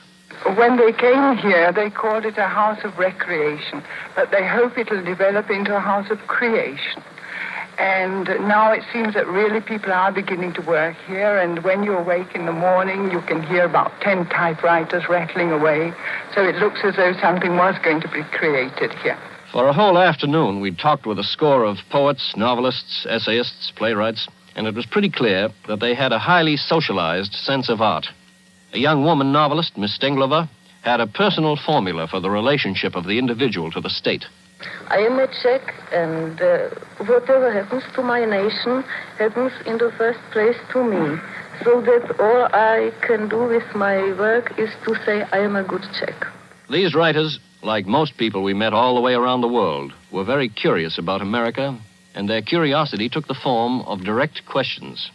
I thought you might like to hear what people ask about us in a country like Czechoslovakia, and so I recorded, one after another, a series of such questions. Dr. Yurka would like to know if America has the right information about this country. Mr. Dada, the novelist, asked whether America, with the Lincoln and Washington tradition, and America, which has in its hands today the fate of the world with the atomic bomb, whether America would be capable of using this dreadful weapon against progressive democratic regimes. What are the American people really like? And what is America? Dr. Naumann would like to know if from the American economic system there's not going to develop a new economic imperialism in the world. Dr. Thoman would like to know how the young American people have reacted to the war and the problems subsequent to the war. Mr. Shafranek would like to know what truth there is in the rumor that the Americans in the American zone of Germany prefer the Germans to other people. You will have noticed that some of these questions implied criticism of American policy, but it would be a mistake to assume that this meant unfriendliness. The Czechs, from all I gathered, have never forgotten America's role in helping them to establish their republic 29 years ago, and it was a pleasant surprise for me, on July 26, 1946, to find an American flag made of flowers blooming handsomely at a monument to Woodrow Wilson on one of the main streets in Prague.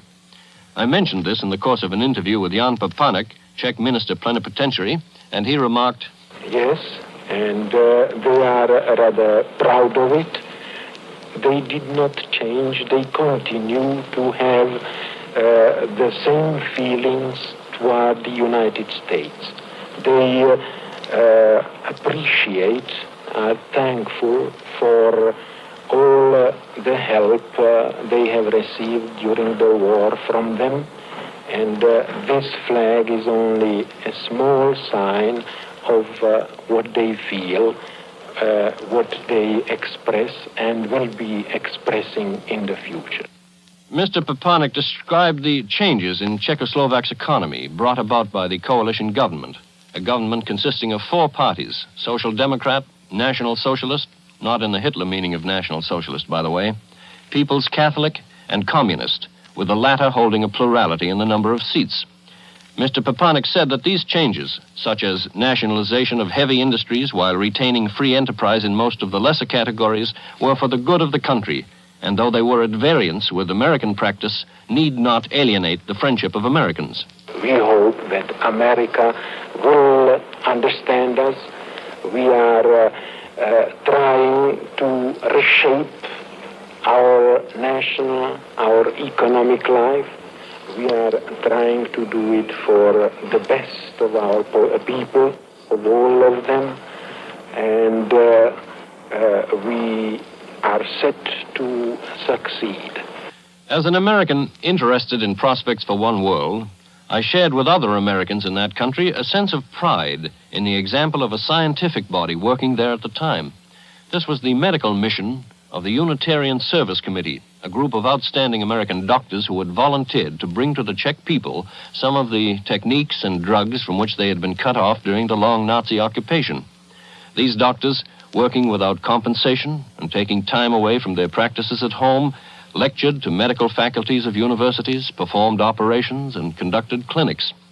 It was a gesture of goodwill which had the full cooperation of our State Department, and it was not lost on the Czechs.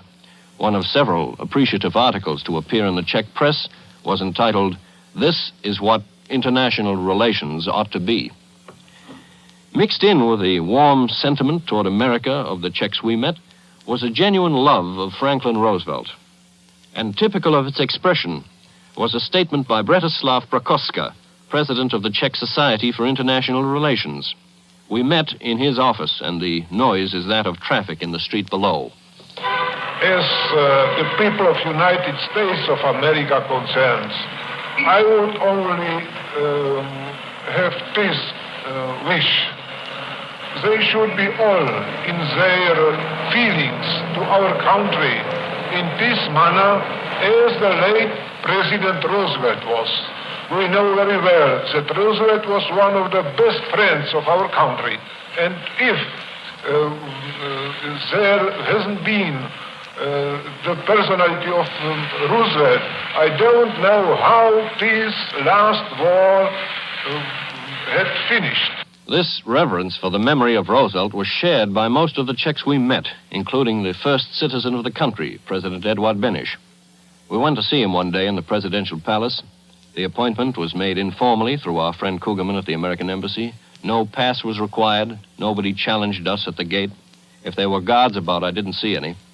Somebody had forgotten to tell the president that I was bringing along a wire recorder. Moreover, he had never been recorded in this manner, not even for the Czech radio, and so a matter of precedence was involved. But he brushed all this aside. After a few pleasantries, we plunged right into the interview. I asked Mr. Beneš point blank whether he thought there were irreconcilable differences between East and West. I don't think so. On the contrary, I was always the man who tried to persuade that there is no a fundamental difference, and especially that they are not the reasons for any conflict between the East and the West. I then asked Mr. Beneš whether he looked upon his country as a bridge between the U.S. and the USSR. Well, my formula is a little different. I don't say we are a bridge. I say we are not between the East and the West, although it is sometimes said so. Yes.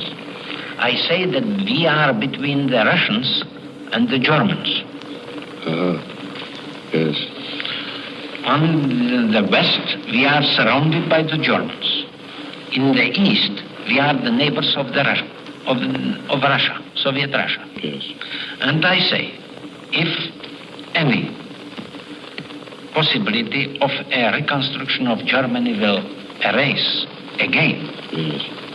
And if Germany will come again to the power, or if somebody, either from the east or from the would use Germany again to reconstruct them and use their power against somebody, yes. We would be the first always to be attacked by the Germans. I was anxious to find out what the president thought of Czechoslovakia's progress in recovering from the war, so I asked him, Mr. President, before my arrival in Prague, I was told by a number of people that Czechoslovakia was making the most rapid recovery and the best adjustment to international conditions of any country in Europe.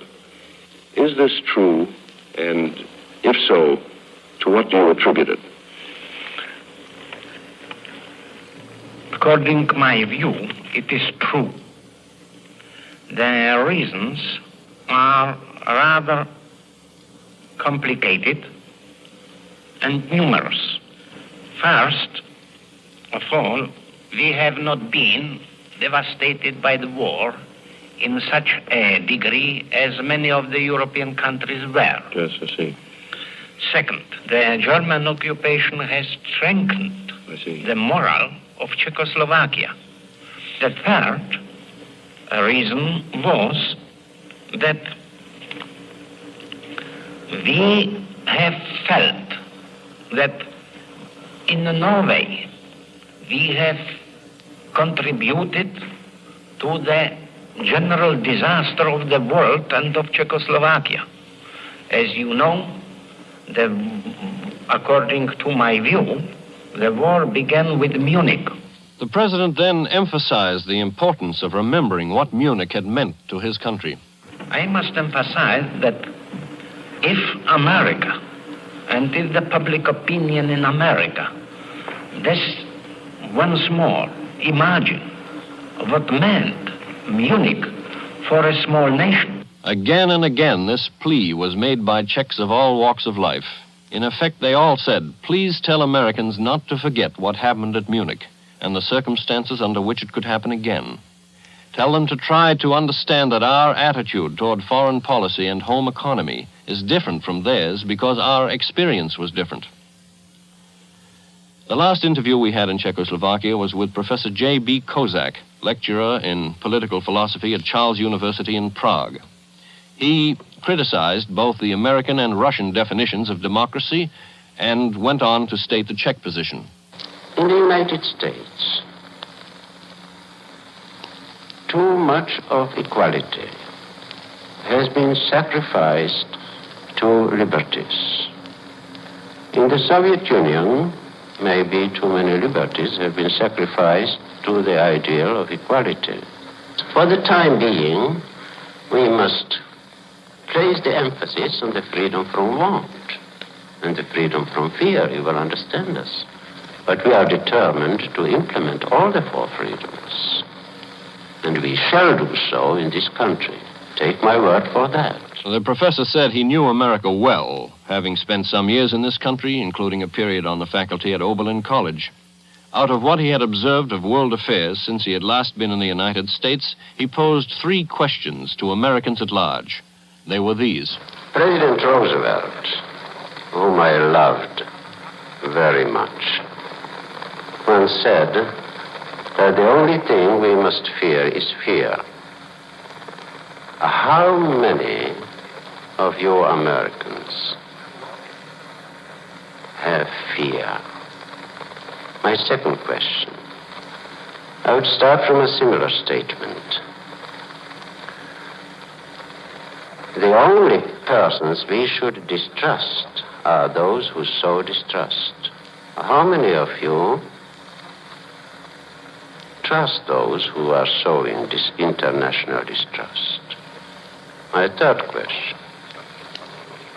Do you still believe that free enterprise, I mean without any governmental interference, can prevent or solve economic depressions? Are you sure that you are going to have no more economic depression? Of economics in Czechoslovakia, Professor Kozak explained that in carrying out the nationalization of heavy industries, the coalition government had performed a practically painless operation because it meant cutting these industries loose from the tentacles of German financial control and did not, therefore, dislocate Czech interests. He credited the new government with having brought the Czechs very far, very quickly. And, of course, things are improving by leaps and bounds in this country. It is one of the happy islands in Europe, as you have probably found out yourself. The professor was not alone in agreeing with foreign observers that Czechoslovakia had made rapid recovery. Amid the general austerity, confusion, and devastation abounding in Europe, these people seemed confident of where they were going and had a definite sense of progress. I recalled what Minister Papanek had said. We are moving. We are set to succeed. And of what a coal miner named Spadnik had said in Kladno, Spadnik, who had worked in the same mines for 33 years. I asked him, how do you feel about the recent nationalization of the mines? Teď je práce mnohem nadšenější u všech dělníků, jelikož si považujeme doly, jako by byly naše, že? He says, the work of all our miners is much more enthusiastic because we all feel we are working on our own. And what the president himself had said of the condition of his country 1 short year after the liberation. You can see in the streets of Prague, everybody is working, everybody is enthusiastic, there is a very great elan, very great enthusiasm, spirit for the work, and all they knew that they are working for a new liberty and for a new independence. This from the country which, such a short time ago, was dismembered at Munich and later invaded by the invincible Wehrmacht. This from little Czechoslovakia, which was to have been an obedient province of the Greater Germany for the next 1,000 years, the 1,000 years of the fascist millennium. 9 years ago, Czechoslovakia stood at the crossroads of war. Today, perhaps, it stands in the position of a bridge at the crossroads of peace. To many of her people, the way to the future is the middle way, the way they are traveling, a way which reconciles socialism and private enterprise by running them side by side. From where they're standing, looking toward horizons ringed by Russians, Germans, Poles, Romanians, and Hungarians, with a monument to the Red Army on one street and an American flag in flowers on another, they believe this way of theirs is a shortcut to the grand concourse called One World.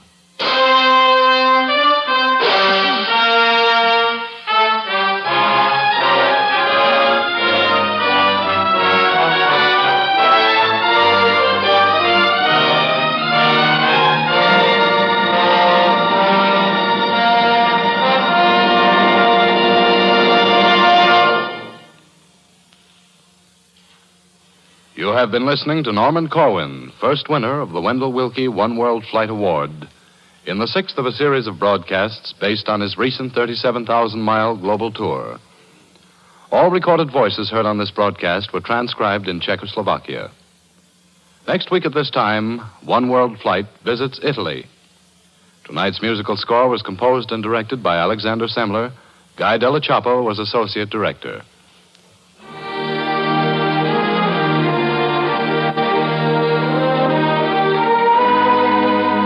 This is Lee Vines, and this is CBS, the Columbia Broadcasting System.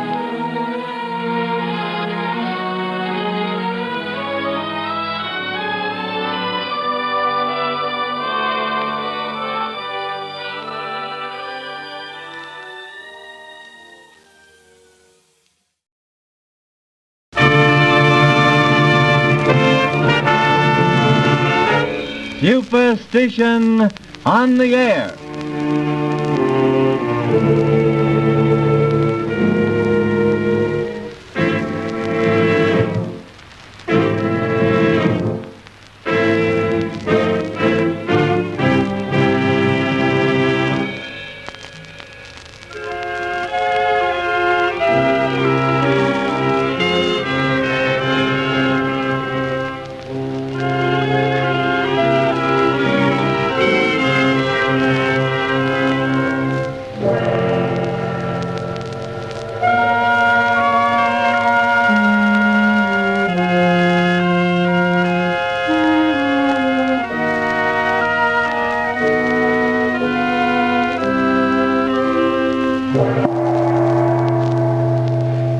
Ladies and gentlemen, it is our pleasure to offer you another short story in the series designed to disclose the origins of superstition. This one deals with the belief that Friday the 13th is an unlucky day.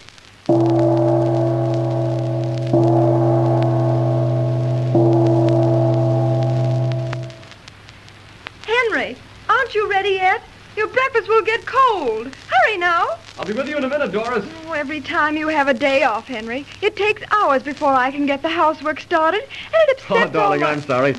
But you know I only have a day off once every 2 weeks. Well, do I get those nice hot biscuits for breakfast? Yes, dear. Here, read the morning paper while I get them out of the oven. All right, honey, but make it snappy. I've got to meet Bill out at the club for a game of golf. Here are the biscuits and your ham and eggs. Now eat them before they get... Great Scott! Can you beat that? What's the matter, Henry? Do you know what day this is? No. It's Friday the 13th. Well, what's wrong with that, dear? What's wrong? Why, it's unlucky. Now I bet everything will go haywire today. I know I'll have some bad luck. Oh, why, darling, just because it's Friday the 13th, it's no different from any other day. Oh, yes, it is. I look at the disasters that happened on that day in England, right here in our own country. But, darling, those things would have taken place anyway, regardless of the day. Just as the incident that was responsible for starting that belief would have occurred whether it had been Friday the 13th or not. So don't be superstitious. Superstitious? Why, Doris, you know I'm not superstitious. But I'll bet Friday the 13th has been a jinx to mankind since the creation of the world. Oh, no, Henry. You're wrong. That superstition began much later than that. It was after the passion and crucifixion of the Christ that the superstition of that day and number became universally feared as an omen of evil. You mean they didn't regard Friday the 13th as unlucky before that time? No. Oh, true, the belief of lucky and unlucky days and numbers had begun with the old Chaldeans and Egyptians, but the actual superstition of Friday the 13th did not begin until after the crucifixion. For people believed that because 13 sat down to the Last Supper, Jesus Christ was betrayed and crucified the following day, which was Friday the 13th of Nisan by the Jewish calendar. Which only proves that Friday the 13th was unlucky, Doris. No, Henry. But don't you remember in the Bible that before the feast of the Passover, Judas had gone into the city of Jerusalem and had bargained with the priests who hated the Christ because he was hailed by the people as a prophet? And they agreed to pay Judas 30 pieces of silver if he would deliver the Christ to them when he was away from the multitudes. After the Last Supper, Judas left Jesus and his disciples and went to the temple where the priests were excitedly discussing the growing power of the Christ and...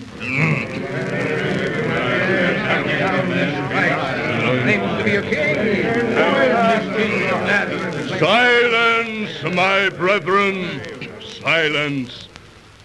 We must do away with this man, Jesus of Nazareth, for each day his power grows and he gains more followers. Yea, Caiaphas, only the other day the people did hail him as the son of David. 'Tis blasphemy. 'Tis sacrilege. He is an impostor. Let us take him. Nay, we cannot seize him while he's amongst the people who love him and call him master. But Caiaphas, what of this Judas Iscariot, to whom we paid 30 pieces of silver?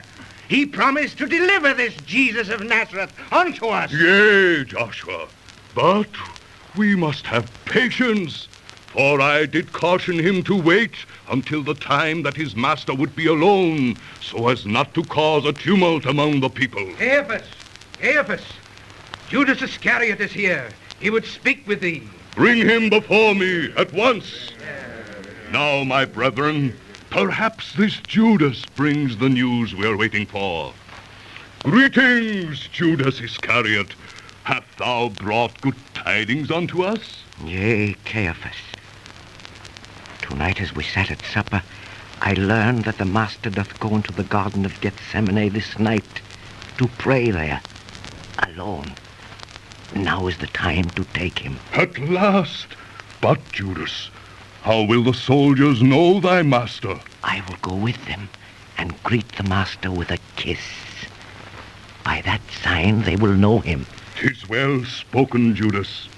Verily thou art the true Savior of Israel.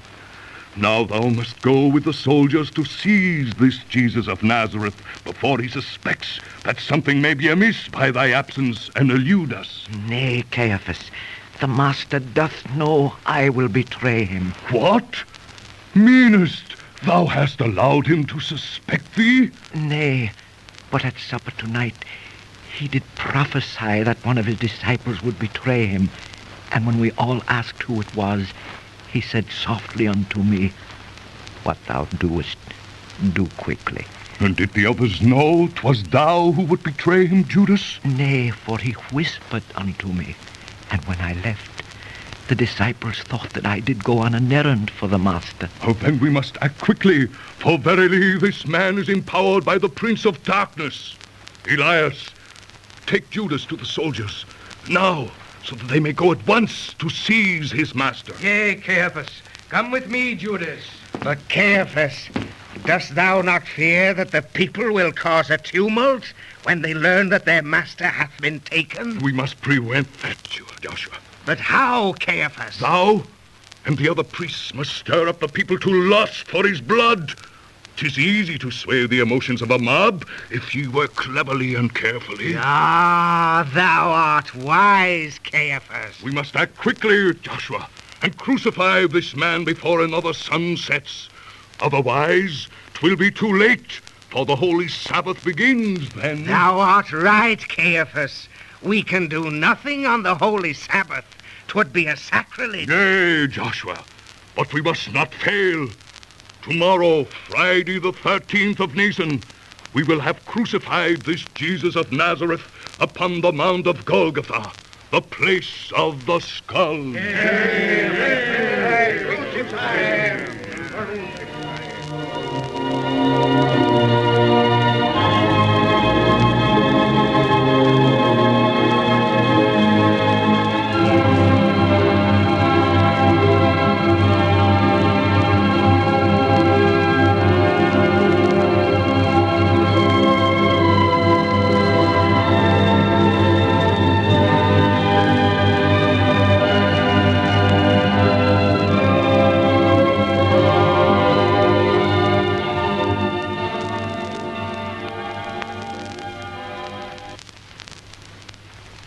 But, Joshua, why should this Jesus of Nazareth be dying now upon the cross, when he hath done nothing? Thou art a Roman, Lucius, and thou dost not understand.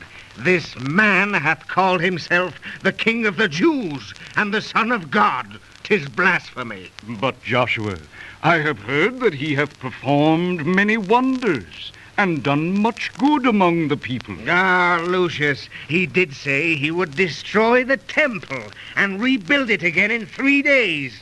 And now thou seest, he cannot even save himself. But behold, Joshua, his followers at the foot of the cross, how they love him and weep at his travail. He trusted in God, Lucius. Let God deliver him now, if he will have him. For did he not say, I am the Son of God? But see, he dies instead. Yea, verily.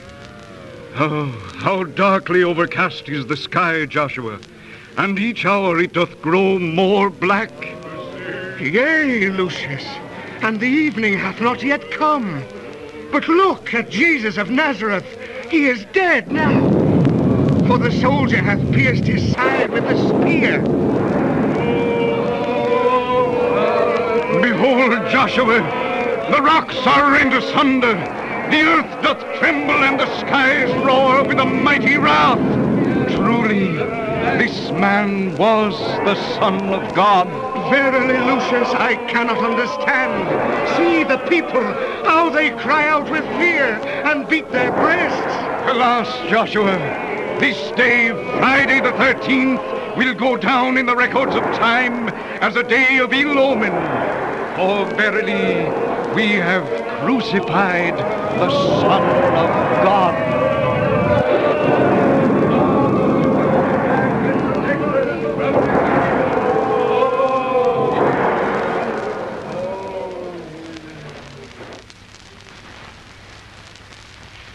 And Also, after the crucifixion of the Christ, the people believed that Friday the 13th was a day of ill omen.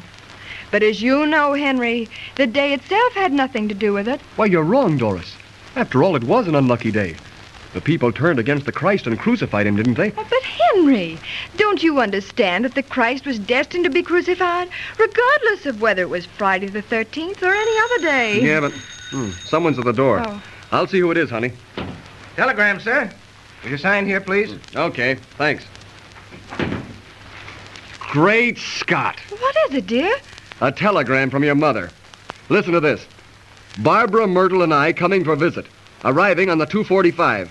Have Henry meet us at station. Lovingly, Mother. Oh, Mother's coming. Isn't that marvelous, dear? Yeah, great. The last time your mother visited us, she stayed 6 months. Now she's bringing the whole family, and she'll probably stay a year. And you tried to tell me Friday the 13th isn't an unlucky day. Bah. And so, ladies and gentlemen, after receiving that telegram, no one will be able to convince Henry that Friday the 13th is anything but an unlucky day. Well, au revoir and good luck to you.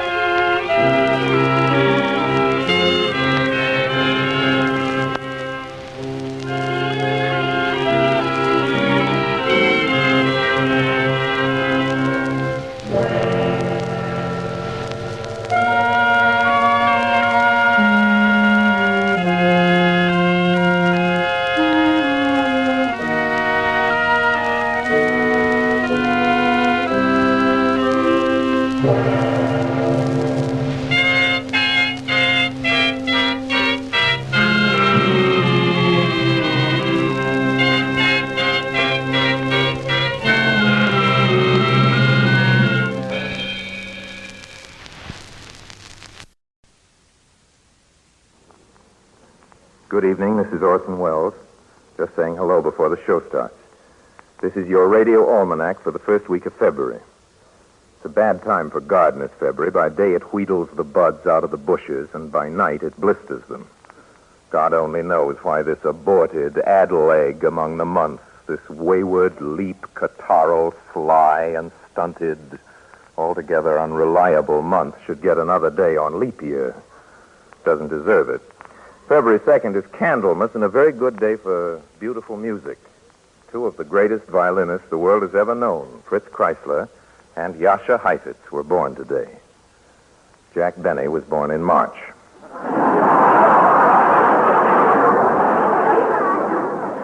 The groundhog came out this morning and looked around for his shadow. If he didn't see it, he didn't want to. The moon is in the second quarter for just about another hour tonight. And my shadow. I beg pardon? Strolling down the avenue. Excuse me, sir. You look just like a groundhog. I am. Well, you saw your shadow, groundhog. Why aren't you back in your hole? Well, you know the housing problem. I just looked out for a minute and some other people moved in. What's that, lady? I beg your pardon. First time you ever heard a talking groundhog? I bid you welcome to the sign of the Flying Red Horse.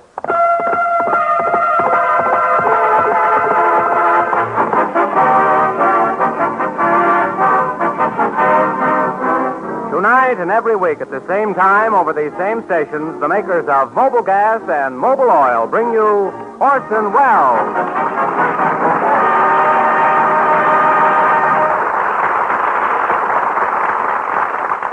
Ladies and gentlemen, our distinguished guest department brings you now one of the stars of Metro-Goldwyn-Mayer's new production, a guy named Joe. He's a good friend of ours in the Mercury, and an old friend of yours, and a great actor. Lionel Barrymoore.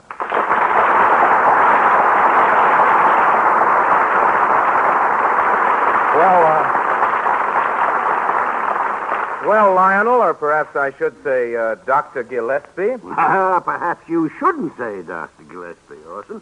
You know, I'm not really a doctor. I merely act the part of a doctor. Just like you, Orson, can play a part, too. You're not really a comedian. Oh, you've been reading Hedda Hopper. You, Lionel, how can you say I'm not a comedian? Haven't you seen those big ads in the paper? They say, Orson Welles, comedian. Ah, you read it wrong. It said Orson Welles, comedian? Also, I've seen the newspaper criticism of your opening program last week. Oh, the notices in the newspaper? What did they say? Are you still looking for a place to live in Los Angeles? Yes? Well, don't do it. Here's a review from the Los Angeles Examiner. Well, let me see. Amusements. Page 5. Here we are. Page 5. Amusements. Radio. That's not under amusements. Thank you, gentlemen. Page 8. Here's page 8. Radio. For review of Orson Welles' show, see page 12. 10, 11, 12. Here it is. Page 12. Obituaries. Well, here's a paper that's always been very nice to me, the Tijuana Stable News. Listen to this. La semana pasada principio un nuevo programa con Orson Welles bajo los auspicios de Mobil Gas y también de Mobil Oil. Y ahora transcribimos un nuevo boletín con últimas noticias sobre The Flying Red Horse, page 420, 360, and 280. Oh, who cares about reviews? When it comes to newspaper notices, I don't give a... I said I don't give... Uh-oh, it's one of the boys from upstairs. Lionel, this is Mr. P. Bristle. I'm the censor. Censor. Censor. Oh, yes, censor. Better known as vice president of... Oh, you can't say that. People are having dinner. Well, Mr. P. Bristle, what's on your evil little mind today? You know very well what's on my mind, Mr. Wells. It's those love scenes of yours. You've been breathing heavy again. Well, what if I do breathe heavy? What harm does it do? What harm? Last week, 6,000 Sinatra fans who were just recovering swooned all over again. It's very disheartening. Well, now, look here, P. Bristle. Look here, Mr. Wells can't help the way he breathes. What would you do if you had to play a love scene with Eddie Lamar?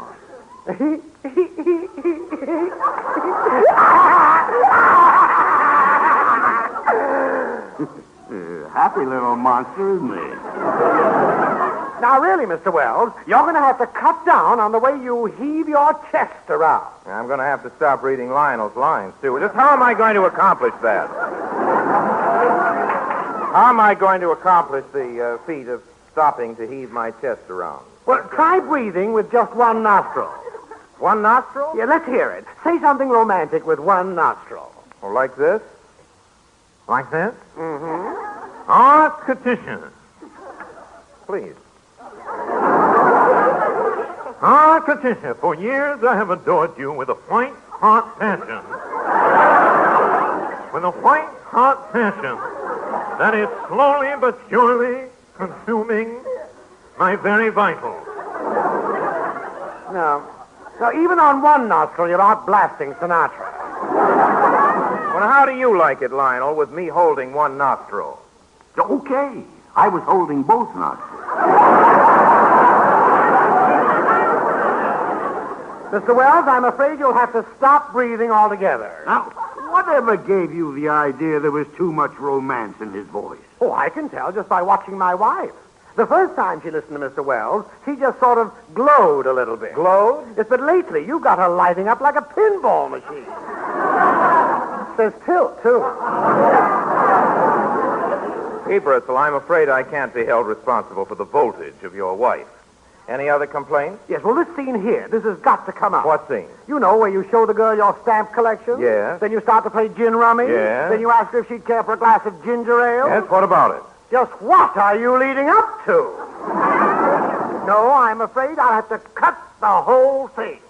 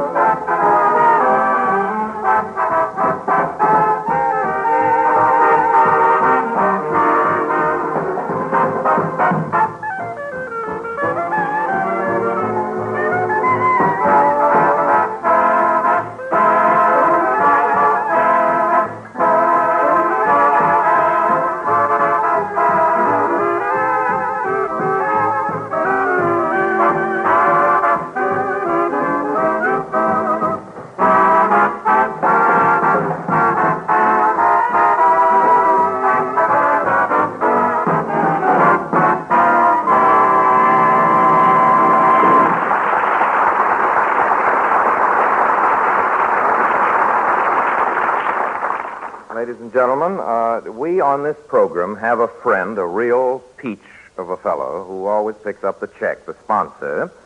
Now, this sponsor of ours has been so very nice to us in the Mercury. We took a vote earlier this evening, we members of the cast, and we voted unanimously in favor of allowing a commercial to be heard on this program. There are, of course, many types of commercial announcers. There's the friendly type. You've heard him. Friends. Friends, do you see spots before your eyes? Do your tonsils backfire on hills? Well, pal, light up a Midgie. Midgies come in a choice of 3 distinctive tips: plain, cork, and sandpaper. Smoke a Midgie and file your nails at the same time. You see, friends, Midgies are a rare blend of the finest aromatic Turkish towels.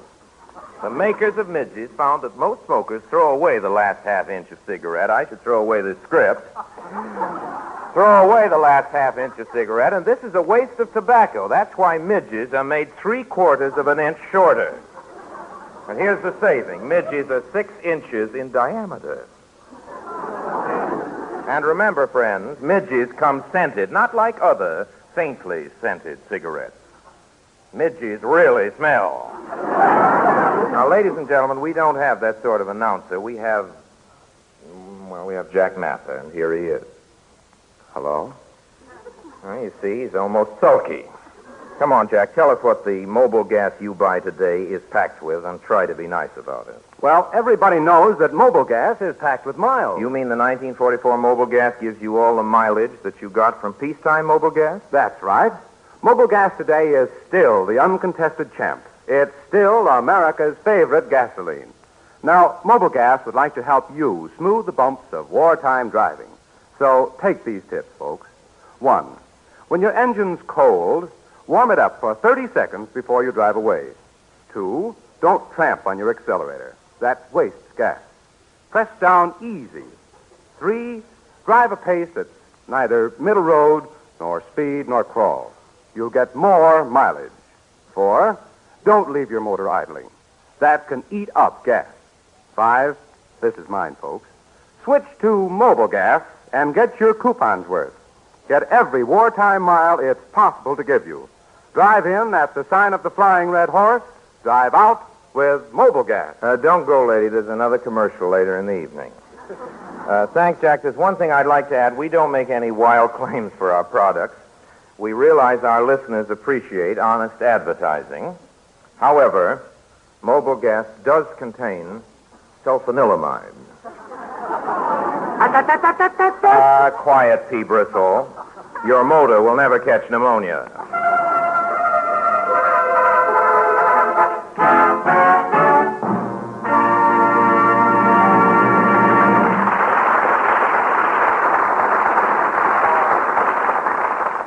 You know a commercial didn't rate that applause. Our listeners realized that there was a big man beating his hands together and urging you on to that. Ladies and gentlemen, I appreciate your cooperation, and I think you ought to know right at this point that a little old lady from Little Rock writes me she thinks we ought to have something in our almanac for the young folks. Now, we aim to please, and so with our hand firmly on the pulse of young America, we bring you now a treat for the tiny tots. The Kiddies' Corner, conducted by your Uncle Lionel.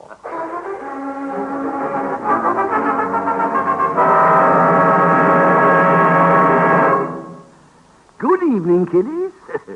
You know how Uncle Lionel loves you, little kiddies. Oh, by the way, Jackie Criveltaver of 134 South Flores Street, he has a 5th birthday today. Congratulations, Jackie. Now, if you'll just run down to the cellar and shovel all the coal out of the bin, there's a surprise for you near the wall. Now, go ahead, Jackie. When he gets the coal all shoveled out of the bin, will he be surprised? There ain't no present there at all. And now for our bedtime story. Now, hang on to your seats, my little darlings. Your Uncle Lionel is going to scare you green. Kiddies, your Uncle Lionel is turned aside to make his lightning transformation into the character of a rootin'-tootin' old horse and buggy doctor. So we'll start without him. Our story opens in a dentist's office. A young man, our hero, enters and seats himself in the chair. Rip him out. What? Rip him out. But your teeth seem perfectly good. So is my money. Pull him out. But it wouldn't be ethical to pull out healthy teeth unless there's a reason for it. Pull them out. And so the dentist pulls them all out, and the young man is equipped with his temporary grinders, which he sucks at and gnashes and pays for with almost his last dollar. He goes out, gets into his roadster, and drives out of town as if pursued by the finance company, as he certainly would be if they caught sight of him. At nightfall, I'll say that again, as he certainly would be if they caught sight of him.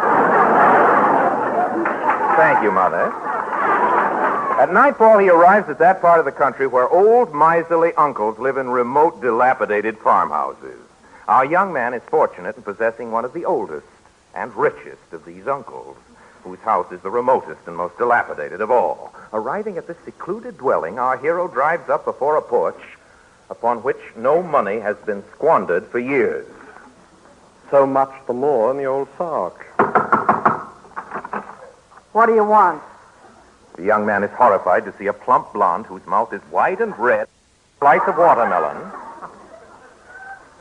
She is dressed in what might be called a nurse's uniform, but the fact that her garters are bright puce and magenta causes him to wonder if his dear uncle is getting the very best professional care. Good evening. I have driven all the way from the big city to see my poor, dear, bedridden old uncle. I did not expect to see so charming a nurse. Oh, yeah? At this moment, a peculiar sound, like the croaking of giant bullfrogs, arises in the dim depths of the house. This is the good old uncle himself vociferating toothlessly. The old boy knows very well that his relative is after money, and he is eager for the pleasure of turning him down. My dear uncle, what a pleasure it is to see you again. But why are you so thin and pale? You're not so rosy yourself. Hard work, Uncle. It isn't easy to make good these days without any capital. Don't you drink anymore? No, Uncle, I never drink now. Well, that's tough. In that case, I can't ask you to join me.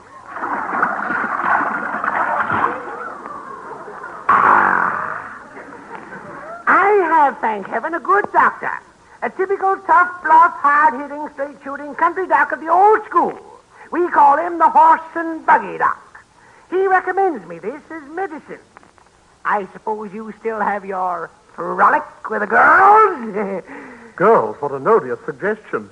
It's years since I've even looked at a girl. That's too bad. The old horse and buggy doc has up-to-date view. It was he who sent me Birdie. And turning to the nurse, who happens to be arranging the old man's pillows, he gives her a certain sort of caress, such as is far better imagined than described. You don't go away, Birdie. I'm coming back, honey boy. No wonder, my poor old uncle, you are so thin and pale. No paler than you, and you're half my age. Well, perhaps your doctor is right. His system is costly. I suppose, dear uncle, you would not care to give me a little money. No, I would not. I thought as much. If you really want to know, I've lifted all to the old horse and buggy doc. A true, downright, straight-living, hard-faced, crusty, soft-hearted country sawbones of the old school. And you cannot imagine how agreeable his treatment is to me. Is that really so? Fortunately, I have made my plans against just such a contingency. Allow me, my dear uncle. Here, the young man twitches the pillow from his uncle's head and presses it over his face. The old uncle gives a kick or two, but what with one thing and another, there's very little life left in him, and soon that little is gone. The nephew undresses, borrows his uncle's nightshirt, then stowing the shrunken body under the bed, he climbs into uncle's place between the sheets. Finally, placing his false teeth into a clean pocket handkerchief, which he has brought especially for that purpose, our hero leans back upon the pillows, the very spit and image of the old man. Birdie! Birdie! Why, honey boy, where's your worthless nephew gone? Well, he's just slipped out for a stroll. I've misjudged that young man. I want you to send for the lawyer so that I can do him justice in the will. Why, Daddy, what's made this change in you? Change? Well, there's no change in me, my dear, except perhaps I feel my latter end approaching. Otherwise, I'm just the same. And to reassure her on this point, he gives her a friendly little caress, exactly as his uncle had done.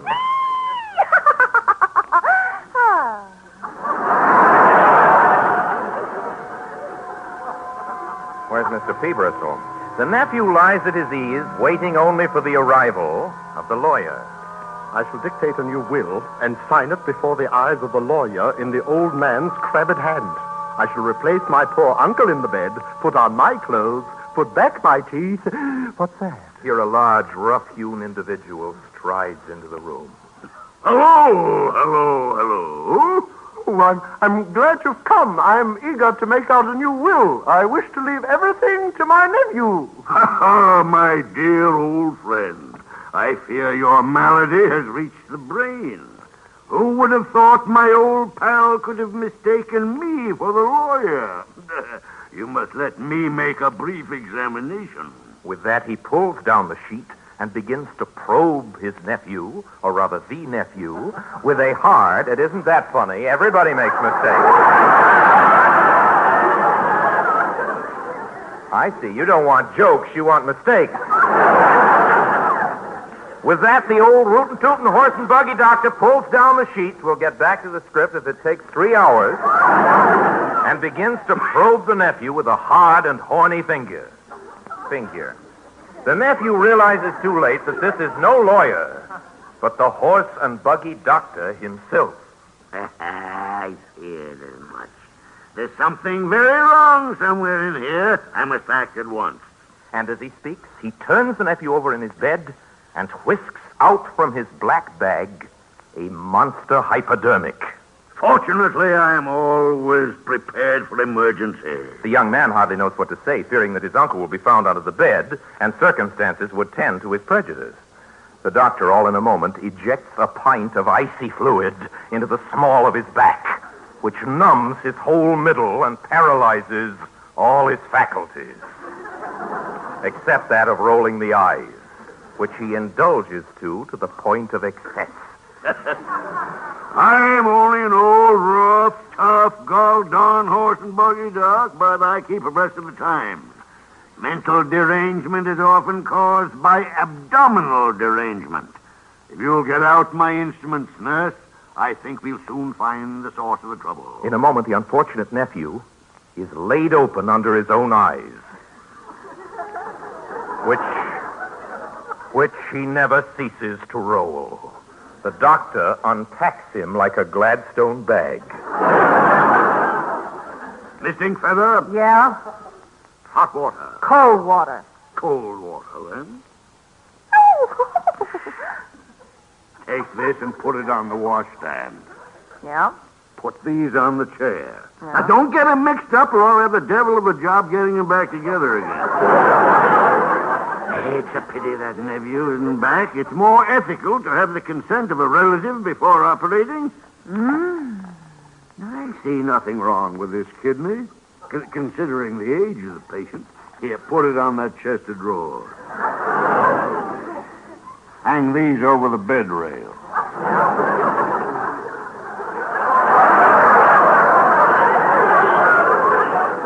Hold the candle a little closer. I still haven't found the cause of his madness. Look out! Don't let it drip all over the place. It's hardly hygienic. Anyway, he certainly is crazy. He wouldn't think of leaving his money to that scalawag of a nephew. It's just as well you let me know, my dear, instead of bothering the lawyer. When this is all over, we'll take a little trip together. Saying this, he gives the nurse a caress similar to that which both uncle and nephew had bestowed on her. The sight of this causes our hero to roll his eyes for the last time, and next moment, he is a goner. Ah, dear me, I fear we've lost our patient. Well, after all, I did my best for the old boy, and he remembered me in his will. Just think, had he lived, he might have altered it. Hand me over those things, will you, dear? Thanks. I'll put them back, roughly, into position. Nephew will be back shortly. I reckon he'd hate to see him lying around, I'm sure. Thank you, my dear. Thank you. And so the rough, old, typical, tough, bluff, hard-hitting, straight-shooting, rootin', tootin', rusty, crusty, rip-snorting, gall-darn horse and buggy doc. And Bertie the nursey lived happily ever afterwards. Good night, kiddies.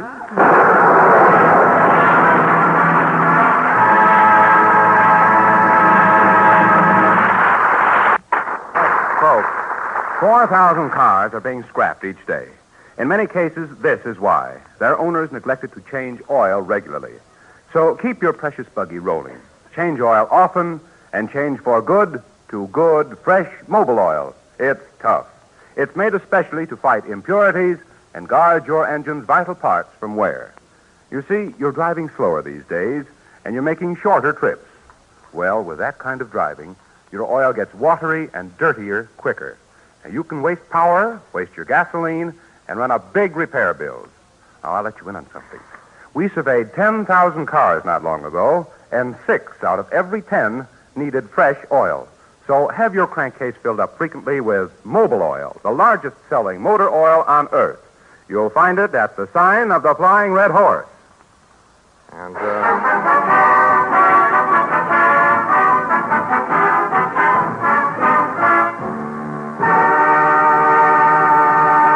That was Split Second Lud Gluskin and his Merry Melodians, ladies and gentlemen.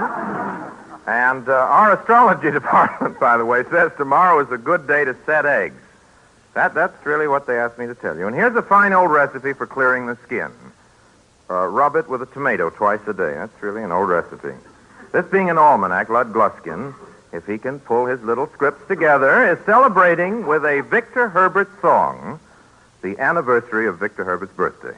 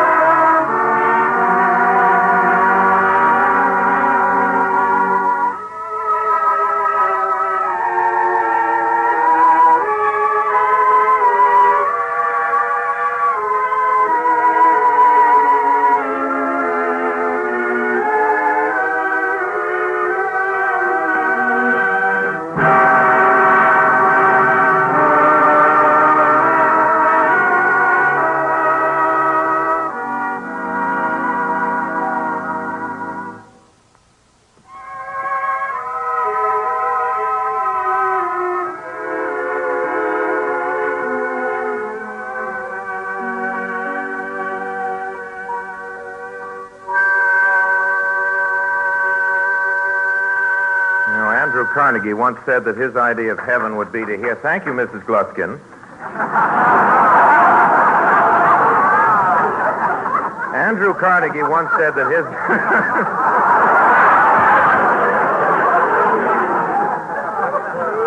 Just stick around, we'll think of something funny yet. Andrew Carnegie, this was supposed to be a touching moment, too. Andrew Carnegie once said that his idea of heaven would be to hear Victor Herbert twice a day.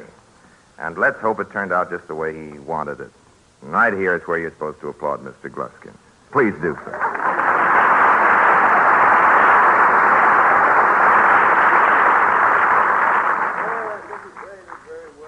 Well, Orson, I guess I was one of the first people ever to hear that song. You know, Victor Herbert played it for me himself. Well, while we're on the subject of music, Lionel, I'd like to invite you to come around next week and hear a new composition we're playing on this program. The music was written by somebody called Lionel Barrymoore. Really was. Come around next week, Lionel, hear what we do with it. I'll be here, Orson. I'll be here. Now go on with your almanac. Well, Friday, I think, is a better anniversary for national celebration than George Washington's birthday. 155 years ago Friday, George Washington was unanimously elected our first president. There's some words Washington spoke, words I'd like spoken again on this program. I'm going to ask Lionel Barrymore to read them to us. Citizens by birth or choice of a common country, the name of American belongs to you. The unity of government, which constitutes you one people, is a main pillar in the edifice of your real independence, of that very liberty which you so highly prize. It's easy to foresee that from different causes and from different quarters, much pains will be taken, many artifices employed to weaken in your minds the conviction of this truth.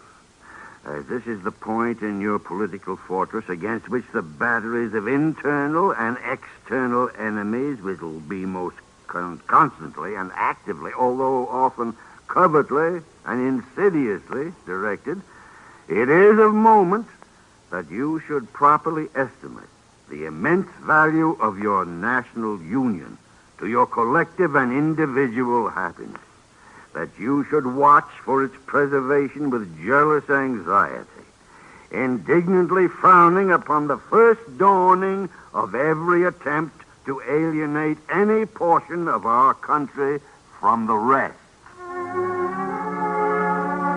Thanks, Lionel. It's time to say goodnight now, everybody. The makers of Mobil Oil and Mobil Gas and all of us in the Mercury Theater remain, as always, obediently yours.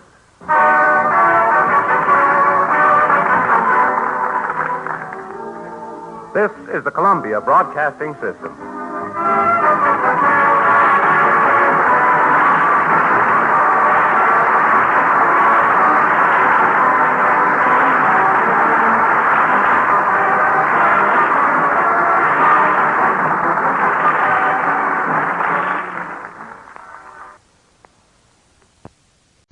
Palmolive Soap, Your Beauty Hope, and Luster Cream Shampoo for soft, glamorous, caressable hair bring you Our Miss Brooks, starring Eve Arden.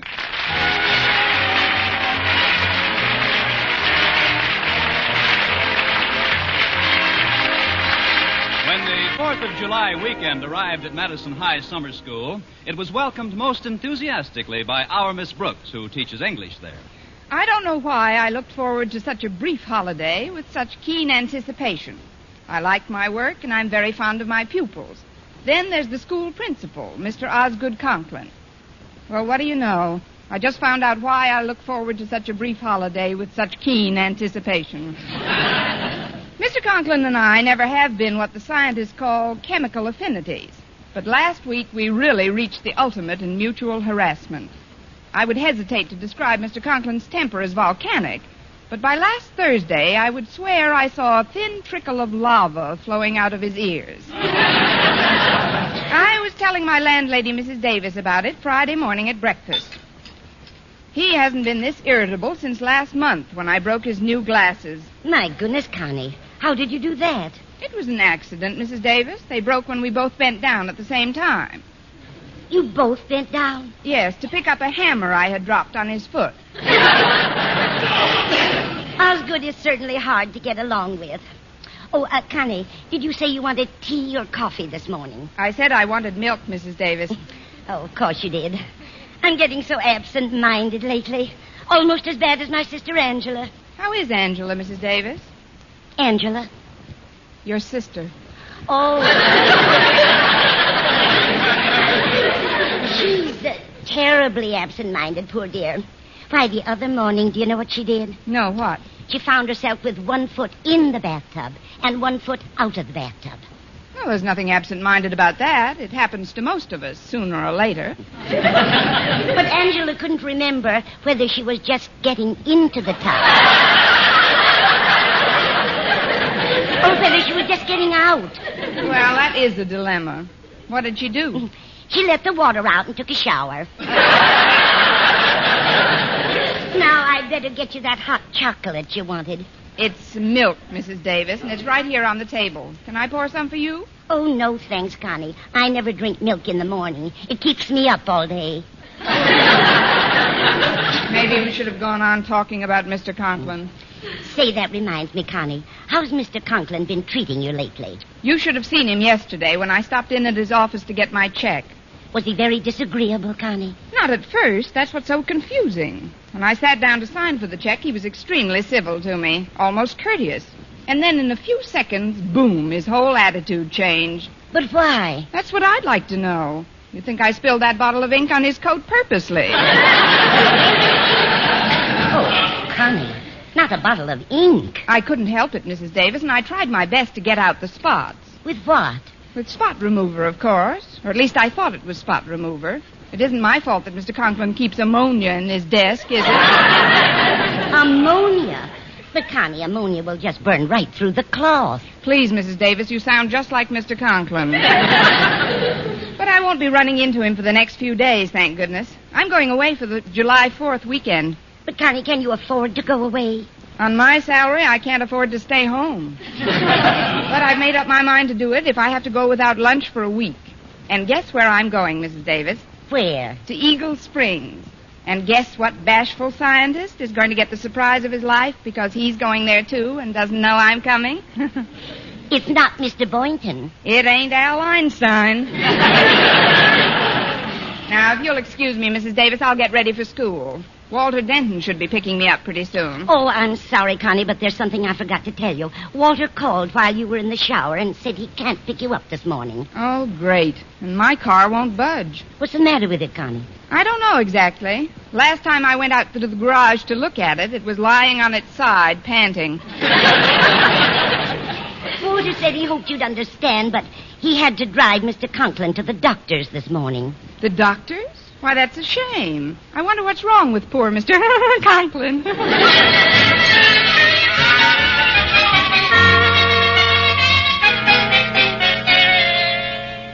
Well, Osgood, I can't seem to find anything radically wrong with your physical condition, outside of a slightly elevated blood pressure, that is. What is my blood pressure, Dr. Haney? Oh, nothing to worry about, Osgood. Around 180, I'd say. Of course, if it gets to 200, I'd advise you to sell.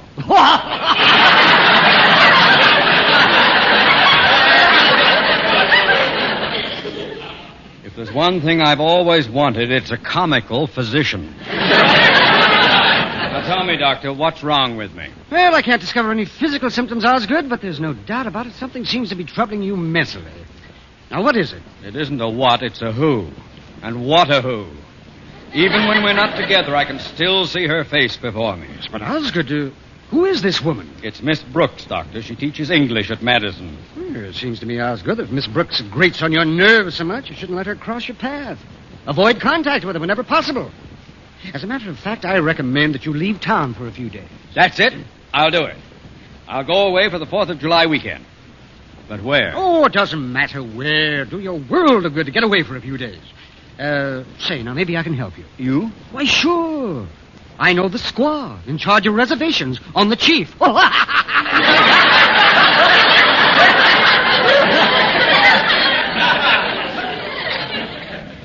It will be good to get away.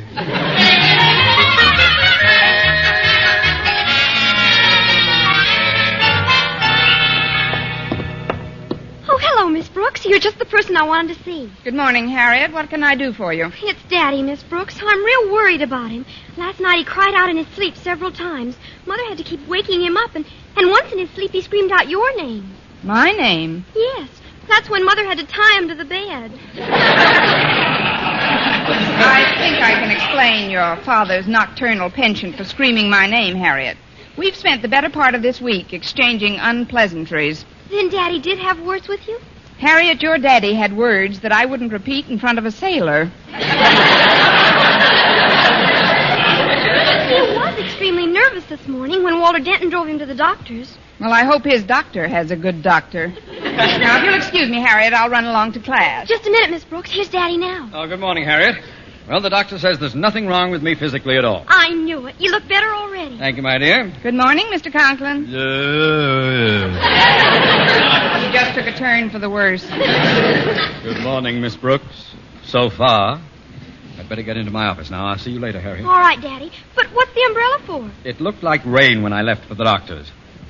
Oh, by the way, it's a rather sturdy umbrella, Miss Brooks. Care to whack me over the head with it to start off the day? Oh, of course not, Mr. Conklin. You're sure now? I'll take a rain check. I'm positive. Oh, hold still a minute, Mr. Conklin. There's a thread hanging from the lapel of your coat. I'll pull it out for you. You needn't bother. It's no bother. I'll pull it out in just a second. There, that does it. No, there seems to be more. Hold still, please. I'm waiting, Miss Brooks. I'm pulling, Mr. Conklin. His lapel looks all right, Miss Brooks. Oh, I'm getting it now. This a new suit, Mr. Conklin? Yes. Yes, it is.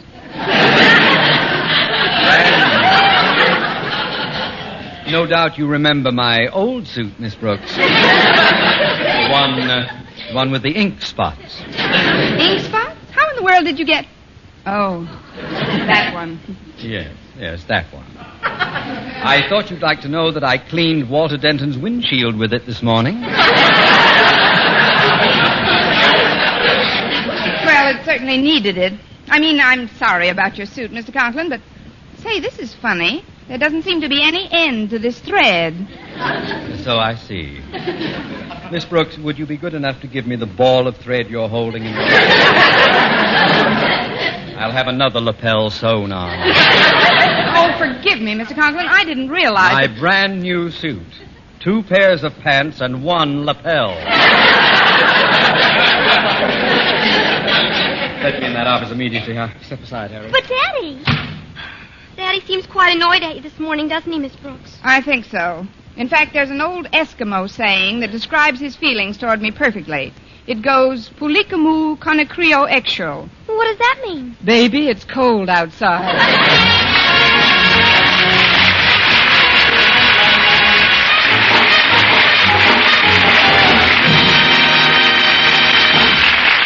Our Miss Brooks, starring Eve Arden, will continue in just a moment. But first, here is Vern Smith. Here's wonderful news, ladies. Wonderful, wonderful news. Now there's something thrillingly new in Palmolive Soap's famous beauty lather. Yes, something thrillingly new. Palmolive's famous beauty lather now brings you new fragrance, new charm, new allure. Millions of women will prefer Beauty Lather Palmolive over all other leading toilet soaps the minute they try it. For Palmolive Soap's famous Beauty Lather now has a new, clean, flower-fresh fragrance.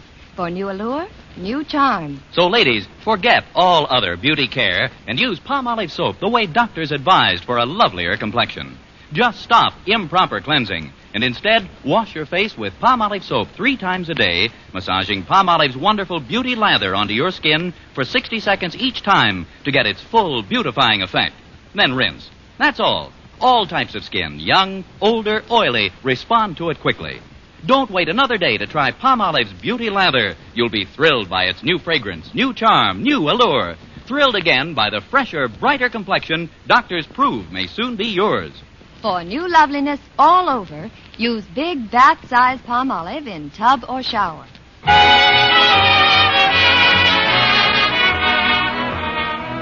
Well, I had no further encounters with Mr. Conklin during my first class, and while waiting for another session to begin, I was bolstered by the thought that I'd soon be on my way to Eagle Springs for the 4th of July weekend. While I was marking some composition papers, Walter Denton returned from the errand I'd sent him on. Excuse me, Miss Brooks, but I'm back. Did you get me a ticket to Eagle Springs, Walter? Sure, Miss Brooks, but first I told Mr. Boynton I was going to the railroad station on an errand, and then I volunteered to pick up his ticket to Eagle Springs for him. And when he gave me the money, I just added what you'd given me and bought 2 tickets. Seats 208 and 209 in the parlor car. Right smack up against each other.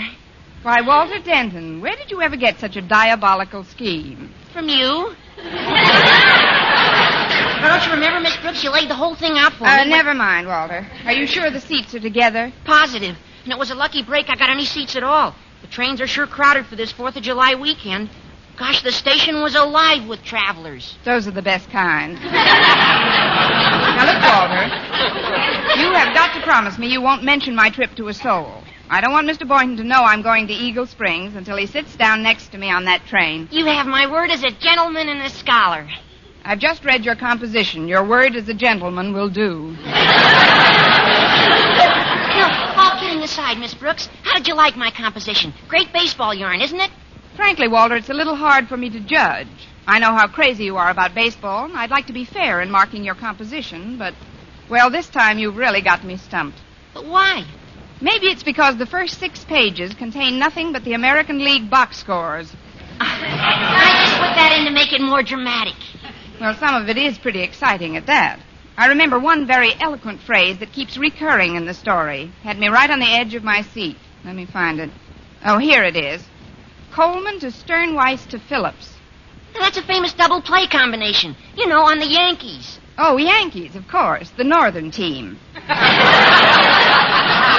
Now, you'd better be getting on to your next class. Yeah, okay, Miss Brooks. Oh, before I go, is there anything I can do for you while you're out of town? Yes, Walter. Come to think of it, there is something you can do. You'll probably be seeing a lot of Harriet Conklin over the weekend, won't you? That's for sure. Well, you can do me this one big favor. Whenever Mr. Conklin's in the vicinity, please don't mention my name. When Mr. Conklin's in the vicinity, I'm usually not. He hates me, you know. You're not the only one. But just don't talk about me when he's around. I'm hoping he'll cool down a bit while I'm away. Oh, there's that pesky fly again. He's been in here all morning. I'll be darned if I'd hang around summer school all day if I was a fly. Maybe he needs the credits.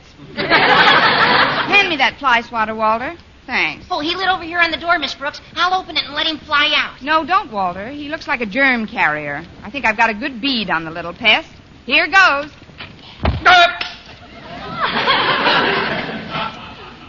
Fortunately, I get my glasses wholesale. Mr. Conklin. And now that you've warmed up, Miss Brooks, how about trying the umbrella? It was an accident, Mr. Conklin. Miss Brooks didn't mean to hit you. She was after that other pest. I mean, the fly. Well, if it isn't Walter Denton. I've hit the jackpot this time. Oh, please, Mr. Conklin, if you'll just sit down a minute. Yeah, Mr. Conklin, just have a seat. I'll gather your glasses for you. Yes. Oh, Denton. Yes, sir? Get out! Yes, sir. Miss Brooks, the reason I came in here was to inform you, as I have the other members of the faculty, that I'm going away for a while. Away? For how long, Mr. Conklin? Well, this morning I planned on staying away for just 3 days. But then, when you siphoned off one of my lapels, I decided to make it 4 or 5. And just now, when you flogged me with that fly swatter, I realized I'll need at least a week. Mr. Conklin, I won't deny that a series of extremely unfortunate incidents have occurred. How very broad-minded of you. Well, there won't be any more of them for me, at least not for the next week. I always thought I was a man of more than average courage, Miss Brooks, but I've discovered recently that I'm not. Please, Mr. Conklin. It's true. I am a coward, Miss Brooks. But be that as it may, I am determined to live long enough to be an old coward. Hence, I am about to flee the city. But where are you going, Mr. Conklin? I don't know yet. I've called the railroad station, but their trains are all jammed with 4th of July weekenders. However... Yes, I know. It's very crowded on almost all the trains. I haven't finished talking, Miss Brooks. I was about to say, however, I'm going to try the airport this afternoon. Maybe I can get a plane for somewhere. Oh, that's a very annoying fly. Oh, I've got the swatter, Mr. Conklin. I'll get it this time. You just sit still. No, I'll get out of this seat if you don't mind. You got up, Mr. Conklin. As I was saying, Miss Brooks, I'll go to the airport. And if I can't get a plane from somewhere, I may fly somewhere without a plane!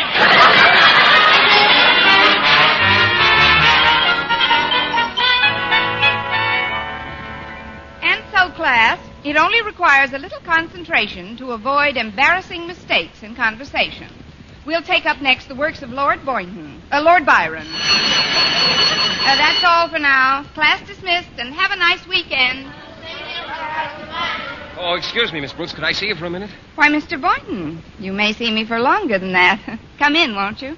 I just wanted to say goodbye, Miss Brooks. Oh? Going somewhere? Yes. Walter Denton just got me a ticket on the 4:15 to Eagle Springs. I'm going to spend the 4th of July weekend up there. How nice for you, Mr. Boynton. It should do you a world of good. Yes, I really need the rest. I've been working pretty hard lately. Still, I want you to know I'll miss our regular Friday afternoon date, Miss Brooks. I don't see why. That was a pretty tiresome crowd we were running around with. Miss Brooks, we went to the zoo on Fridays. That's what I mean. Every week, the same old hairy faces. Well, it does a man good to get away from town every so often. Gives him a chance to think things out. Commune with nature, as it were. You know, I like to get next to Mother Nature once in a while. Now, isn't that funny? I feel the same way about Father Nature.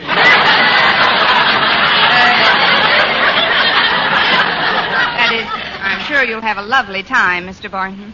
I knew you'd understand, Miss Brooks. Walter got me a seat in the parlor car. They usually come in twos, you know. Do they? Yes, I hope someone nice sits next to me. It's quite a long trip, and a friendly traveling companion can make the time pass much more pleasantly. I'm sure you'll draw the doll of the world.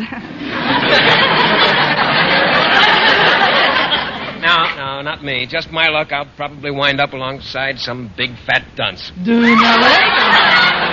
I mean, it's silly to even speculate about your train partner, Mr. Boynton. Forget it for now. Well, if only he has a good sense of humor. I remember the last trip I took to New York. On my way back, I sat right next to George S. Kaufman, the famous playwright. Really? How was his sense of humor? You'd be surprised. It wasn't so good. I told him one of my best gags, too. You know the one where I make my shoes squeak on purpose? Well, when Kaufman asked me if they were new shoes, I said, shoes nothing. Those are my Blue Jay corn plasters chirping.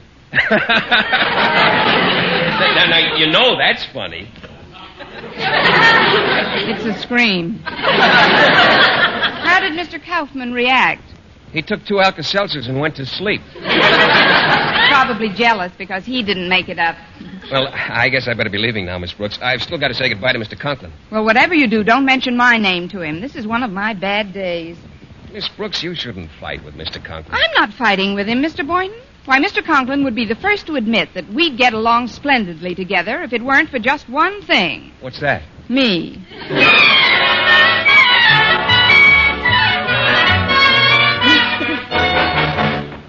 Come in. Oh, I just dropped in to say goodbye, Mr. Conklin. Oh, sit down a minute, Boynton. I'm just getting some information from the Travel Bureau. What did you say the name of that train was again? The Snake Eyes Limited? No, I'm afraid I don't care to go as far as Las Vegas. Goodbye. Now then, you were saying? Just goodbye, Mr. Conklin. I'm going up to Eagle Springs for the weekend. Eagle Springs? But you won't be able to get a train ticket. I've tried every which way to get out of this town, and it's just impossible. Oh, not for me, it isn't. I've got my ticket right here. Seat 209 in the parlor car on the 415. Let's see that ticket, Boynton. Mm-hmm. Well, I'll be running along now, if you don't mind. Just a moment, Boynton. Boynton, I've always looked upon you as one of the outstanding members of Madison's faculty. Not just as a teacher, mind, although you're one of the best. Oh, thank you, Mr. Conklin. But also as a human being. You, Boynton, are the type of chap who would never let anyone down. Oh, gosh, Mr. Conklin. That's why I know you'll sell me that ticket and postpone your own vacation. Postpone it? But, Mr. Conklin, I can't. Can't? In the vocabulary of a Madison High School teacher, there is no such word as can't. Well, then I won't. Oh, I'm sorry, sir, but I've worked very hard for this vacation, Of course you have, my boy. It was selfish of me to even suggest that you give me your ticket on the train. The fact that I'm on the verge of complete mental breakdown should not sway you in the slightest. Mental breakdown? Well, I'm sorry to hear that, Mr. Conklin. Oh, chin up, boy. Wipe that frown from your face. You should be smiling. You're going on a trip. A happy, carefree trip. Forget about me trembling in my stuffy little office. You're on the train, boy. I can see you now. Sitting there in that plush parlor car, the sun streaming through the windows. What's this? Conductor's approaching. Tickets? Tickets, please. Where's your ticket? Here it is. Thanks, Boynton. I knew you'd come through.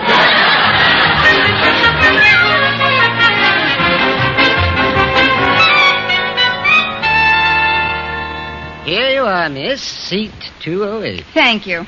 Now, this bag belongs to the gentleman in the next seat. He went back to the smoking car just before we pulled out. Oh, that's perfect. Now I can really surprise him. Oh, do you know him? Not as well as I'm going to. That is, we've never been on a vacation together before. Oh, that's the fellow coming down the aisle there. Oh, yes. He's got adhesive tape on his glasses. What? Are you sure that's the man who has seat 209? Positive. I parked him here myself. Oh. Well, if you'll excuse me, I'm going to face the window before he sits down. What for? If he sees me before he sits down, he'll fall down. Oh, I get it. It's a rib. Tickets. 205, 207. Ah, here we are, 209. Hi-ho, to Eagle Springs we go. Well, I have a traveling companion. I don't blame you for gazing out the window. Lovely scenery, isn't it? Mm-hmm. Nothing like taking a little trip, eh? Mm-mm. I don't mind telling you I was a candidate for the Mayo Clinic before I got on this train. But it's going to be different now. Hi-ho, to Eagle Springs we go, and as we go I sing, ho, hi-ho. Hey, look at the sun coming from behind that cloud. Shining on the window that way, it's beginning to reflect your features. Yes, yes. There are your eyes. Nice eyes.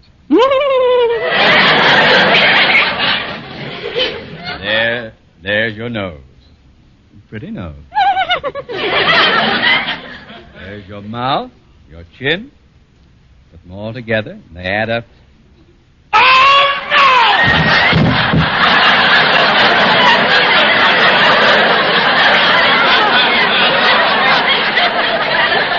Hi-ho, hi-ho, to the Mayo Clinic we go.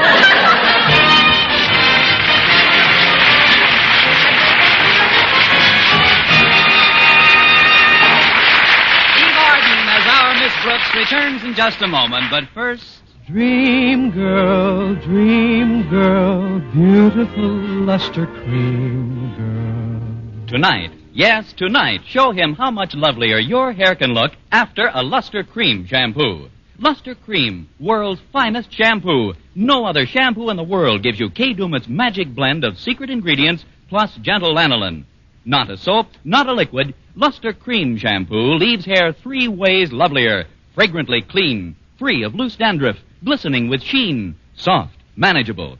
Even in hardest water, Luster Cream lathers instantly. No special rinse needed after a Luster Cream shampoo. So gentle, Luster Cream is wonderful even for children's hair. Tonight, yes, tonight, try Luster Cream shampoo.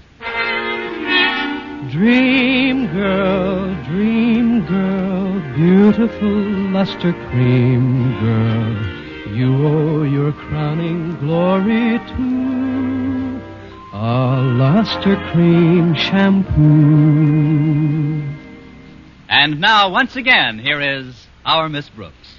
Well, after I found out the identity of Mr. Boynton's summer replacement on the train, I altered my plans for the weekend. Computing the wind velocity and the rate of speed at which we were traveling, I decided not to get off until the first stop.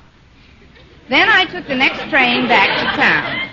And when I arrived at the depot, I ran right into Walter Denton. Well, Miss Brooks, what are you doing here? You should be halfway to Eagle Springs by now. I was, Walter, but I found out that Mr. Boynton isn't going, and I couldn't bear the thought of letting him spend the weekend alone. Alone? But, Miss Brooks, Mr. Boynton got a last-minute cancellation and left for Eagle Springs 5 minutes ago. What? Sure, I drove him down. Oh, great.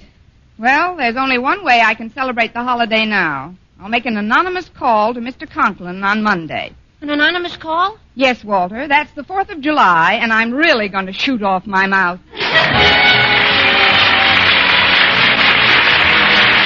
Next week, tune into another Our Miss Brooks show brought to you by Palmolive Soap, Your Beauty Hope, and Luster Cream Shampoo for soft, glamorous, caressable hair. Our Miss Brooks, starring Eve Arden, is produced by Larry Burns, written and directed by Al Lewis, with music by Wilbur Hatch.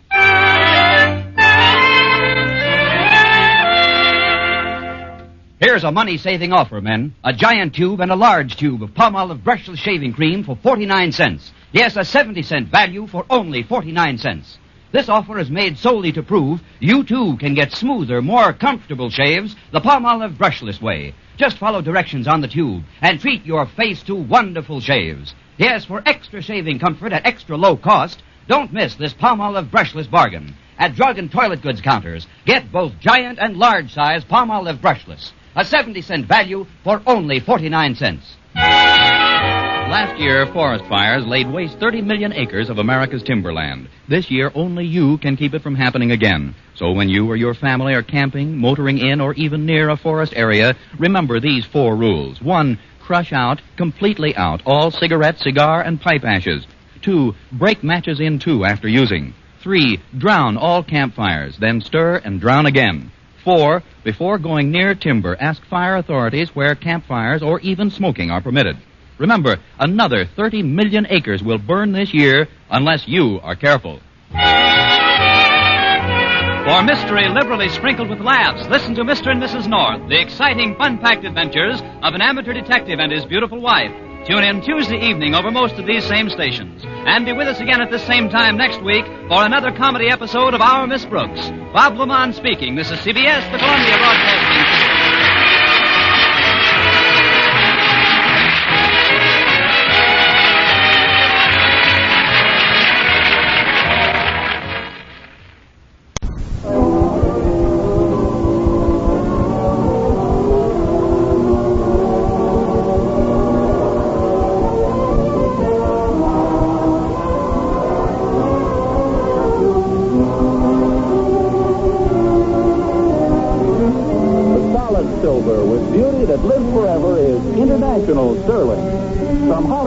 International Silver Company, creators of International Sterling, present the amusing transcribed adventures of Ozzie and Harriet, starring America's favorite young couple, Ozzie Nelson and Harriet Hilliard.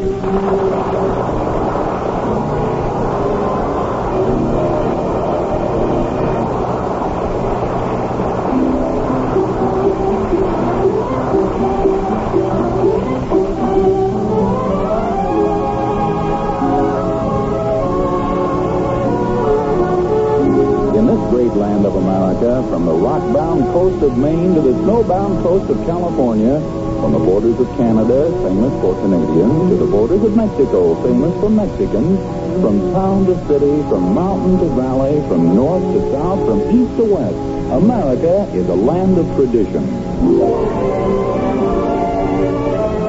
Tradition is the seventh inning stretch at the ball game, firecrackers on the 4th of July, turkey on Thanksgiving.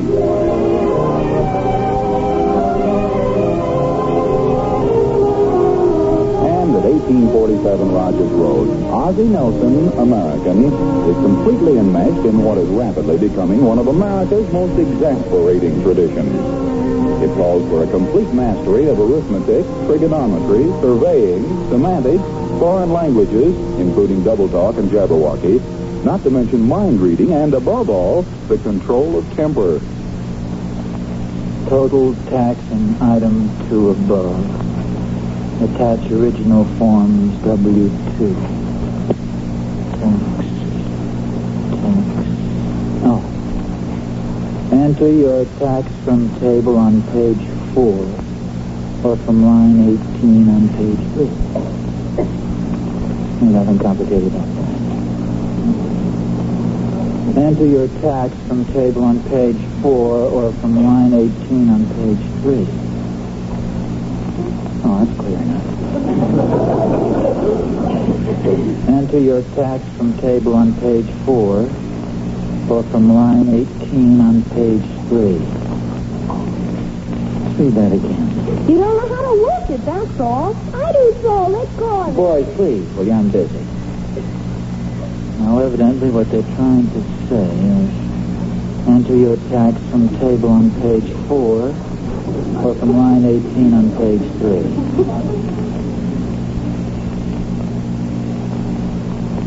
Enter your tax from table. I could push the whole works off the table into the wastebasket. Give it back, David. It's mine. For goodness sakes, fellas, how's the government going to know where they stand financially if I don't get my income tax on? Can you fix my squirt flower for me, Pop? Your what? My squirt flower doesn't work. You squeeze that rubber ball and the water's supposed to squirt out. Now, let me see it. There's probably something stopping up the hose. I squeeze it and nothing happens, see? It worked that time. Lend me your handkerchief, David. Gee, I didn't even aim it. No, that isn't necessary when somebody's looking right into it. You aren't mad at me, are you, Pop? No, but I will be if you guys don't run along and let me finish this income tax. Okay, Pop. You stay there, Dopey. Well, David, that's not nice, calling your little brother Dopey. You know what he did?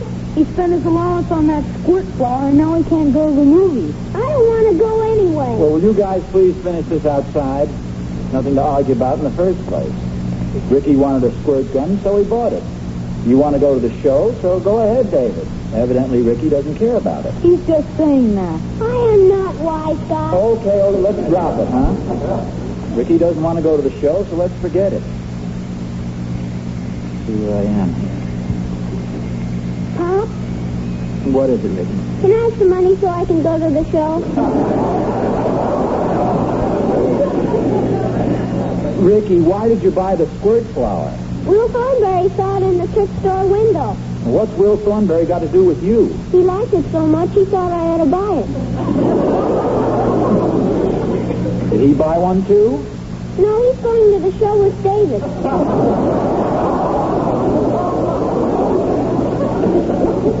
Ricky, what happened to you is a rather common thing. You see, you were talking to something you didn't want to buy. Happens every day. Fellow starts out to buy a car. Before he gets to the car lot, he meets somebody who tells him about a television set. Before he can buy the television set, he meets somebody who tells him about a wonderful movie camera. Before he can buy the movie camera, he meets somebody who tells him about a car. So he buys the car, and he never gets what he really wanted in the first place. He started out to buy a car, Pop. Well, that's not a very good illustration. But you've got to learn to be firm, know what you want, and don't let yourself be talked out of it. I want to go to the movies, Pop. Yeah, but you've already spent your money. I want to go to the movies, Pop. You can't talk me out of it.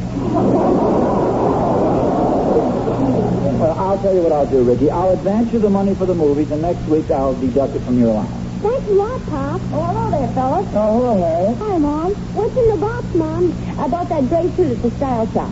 You know, the one you said you liked so much? I said I liked it? Yes, don't you remember? No, when was that? Oh, the day I made you double price to look at it, and the policeman was coming down the street. They had it in blue and also in gray. In fact, I met Louise Adams in the store, and she tried to talk me into taking the blue one. But I stuck to my gun. You bought the gray one? Yeah, I kind of liked it better. Hey, this is very interesting. So, did you hear what your mother just said? It's just like you and Will Thornberry, Ricky. Your mother had the same experience. Did you buy a squirt flower, Mom? Or what, Dick? No, it wasn't exactly the same, Ricky, but the point's there anyway, if you want to look around for it. Say, haven't you finished your income tax return yet? Oh, just about. I started off with a bang, but the questions after name and address kind of slowed me down. Here's the one that's sticking me now. Enter your tax from table on page 4 or from line 18 on page 3. That's very simple. Do you know what it means? Yeah, of course. I wish you'd explain it to me. I've read it over about 10 times. Well, it says right here what to do. Enter your tax from table on page 4 or from line 18 on page 3. Well, yeah, I guess I must be awful stupid or something, but it just sounds confusing to me. Why don't they just come right out and tell you what you owe instead of beating around the bush? It's a sneaky way of doing it. Isn't this it? Here's the table on page 4. Now, we just go down the column to the amount you earn. Hey, wait a minute. I see it. Hey, move your head. Here's the tax. Oh, sure. You see, you just enter the tax from table on page 4. It was that stuff about line 18 that was confusing.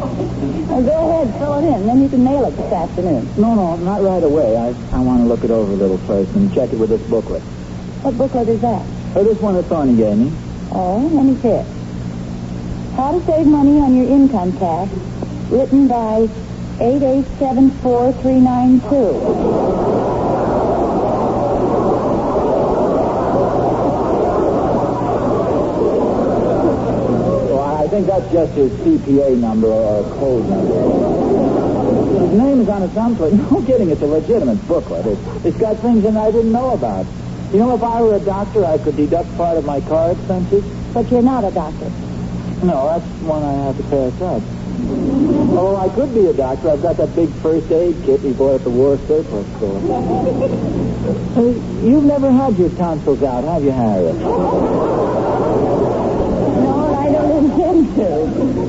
And I'll tell you another thing. We're not going to have another mad dash for the post office at midnight, March 15th. Go ahead, sign it, will you? I'll send Ricky with you and make sure it gets mailed. Harriet, believe me, I don't need to take Ricky with me. I'm a full-grown man of normal intelligence. Here, give me the tax return. I promise to mail it right now. Well, I've got the tax return. Well, I thought you picked it up from the table. Laid it down here a minute ago. It's not under these papers. Well, I can't understand what happened to it. I had it right in my hand. Oh, here it is on the floor. Oh, no thanks. Ricky, get your coat. You're going down to the mailbox with Daddy.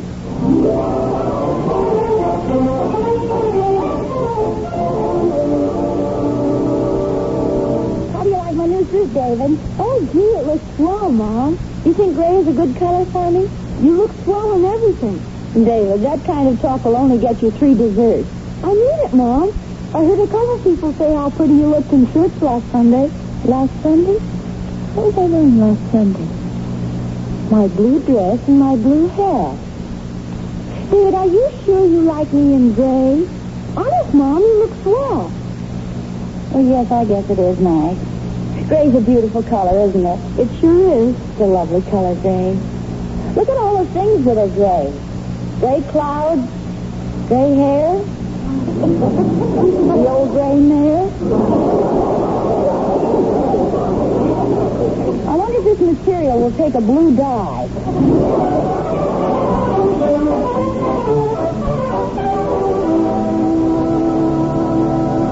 Hi, Ozzie. Oh, hello, Joe. Hello, Mr. Randolph. Hello, Ricky. Taking your daddy out for a walk?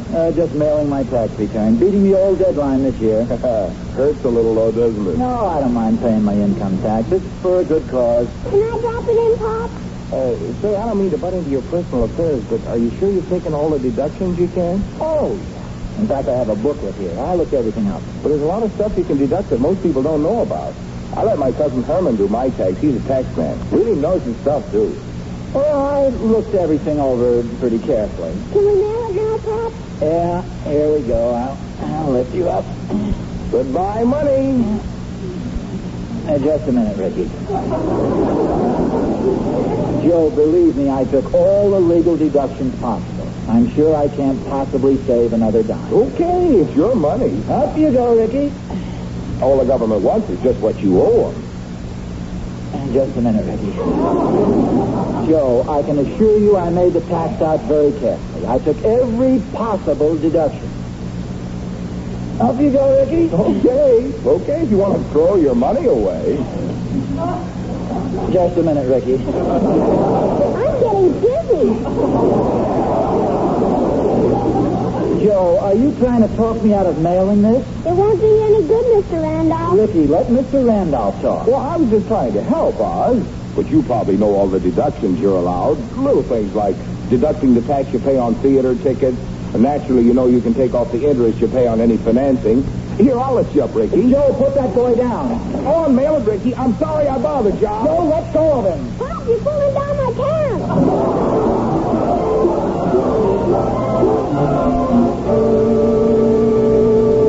David, do you think this blue handkerchief sets it off a little better? Gee, Mom, I don't know. If you think you like the blue suit better, why don't you take this one back? You don't like this color on me, do you? I like it, Mom, but how about you? Well, I'm beginning to think Louise Adams is right. I think I'll take it back and get the blue one. But, let's not mention it to Daddy, shall we? How come? Well, your father'd say I don't have a mind of my own, and we love Daddy the way he is. We wouldn't want him saying the right thing.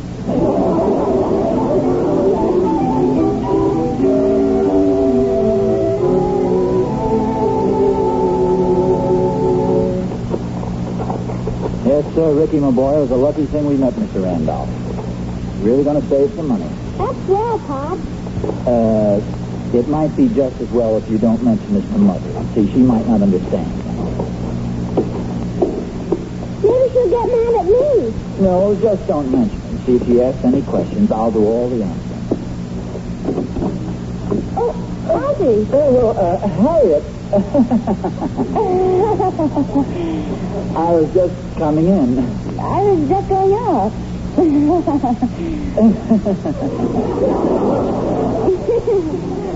Is that your suit box? Oh, yes, it is. Taking it next door to Showtime and Thornberry? Oh, that's a good idea. Well, goodbye. So long. See, Ricky, she didn't even ask whether we mailed the income tax or not. That's what I was laughing about. Well, you run along and play now. I've got to get back and do some more work on this. Oh, you better go put another belt on, too. You can't go around holding those pants up all day. Where are you going, Ricky? It's a secret. What are you talking about? It's a secret between Pop and me. Mom has a secret, too. I'll tell you Pop's secret as he told me Mom's secret. Well, Mom's taking back the gray suit and she's getting a blue one.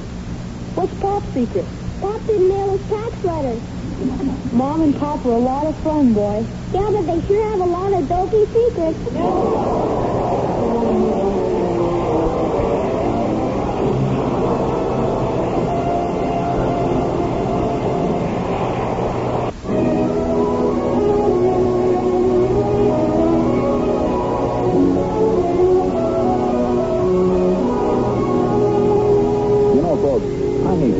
Because I'm very fond of the Nelson family, but they sure are in an uncertain mood today.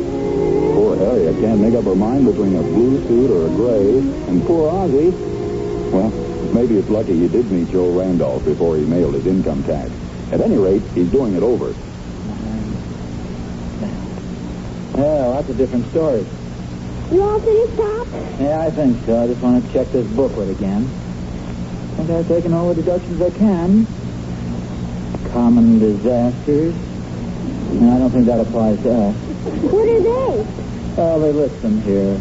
If an earthquake demolished the house and a flood carried off all our property, and then a hurricane swept away everything else we own, I'd say $200. That's a lot of money, boy. Yeah. And, of course, there are other things. Charity, the theater ticket you heard Mr. Randolph talk about, dependents. So you and David are deductions. Are we common disasters? No, you're dependents. You see, I'm allowed $600 a year for each of you. Then how come I only get 25 cents a week? You see, the $600 is supposed to cover your food, clothes, education, all your living expenses. And I think that does it. Now all we have to do is go down the mailbox and just drop it in. Oh, Harriet. Well, Ozzie. I was just going out. I was just coming in. What's always so funny in the doorway?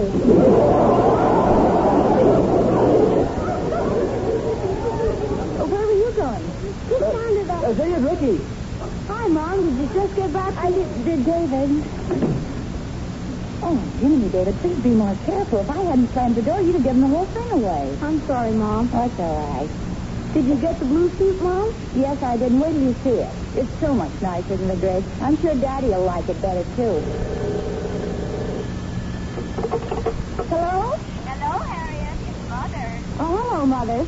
Hide this in the closet for me, David. Harriet, what's going on over there? Were you telling somebody to hide in the closet?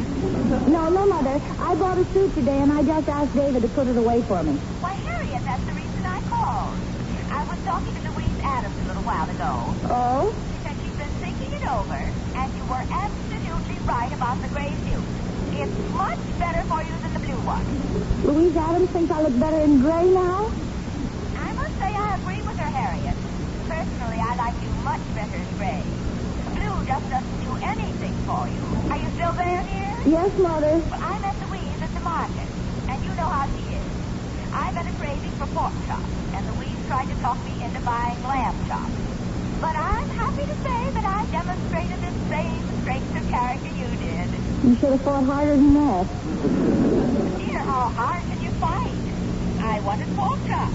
I set out to buy pork chops, and I was going to get pork chops. Well, good for you, Mother. No lamb chops for me. I got the nicest pound of spare ribs you've ever seen. Spare ribs? Yes, Catherine Thornberry recommended them. Are you still there, dear? Oh, yes, Mother. I was just wondering whether I could get down to the dress shop and back before dinner.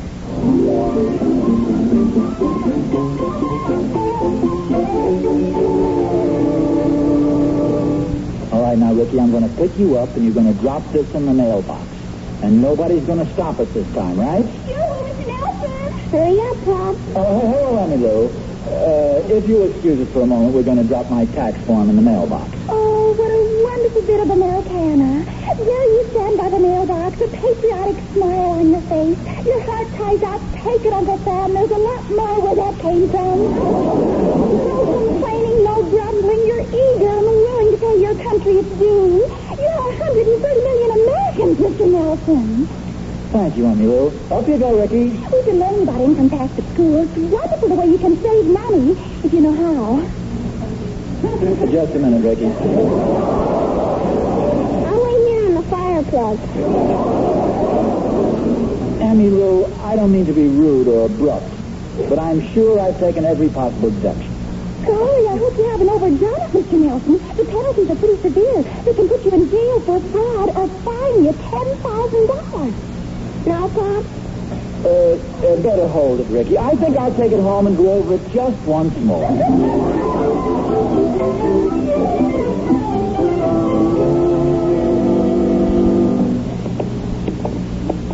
I'm a little disappointed in you, Ricky.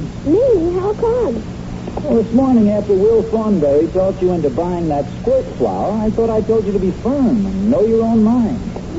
If I hadn't listened to Mr. Randolph, I wouldn't have to change this tax return. What did I do? Well, if you had known your own mind, if you had been firm, you wouldn't have listened to me. You'd have mailed it. Oh, it's Ozzie. Harriet, I was just coming in. Well, come on in. Wait a minute. What's that in your hand? I think I'll stay outside. Ozzie, that looks like the envelope your tax return was in. There's a resemblance, isn't there? All right, what happened? And don't tell me the mailbox was closed. Before I could mail it, I met Joe Randolph. I let him talk me into making some silly deduction. Oh, no, Ozzie, before Now, don't try to make excuses for me. I've been wishing weaky-washy. No mind of my own. Thank goodness you're a little different. But, Ozzie... No, I mean it, Harriet. The way you went ahead and bought the suit you wanted. You knew what color you wanted. Instead of listening to a lot of other people, you went right ahead and bought that. What color was it? Blue. Yes. You bought that. No, Harriet, it was gray. Yeah, gray-blue. A little more blue than gray. There's practically no gray at all. In fact, it's all blue.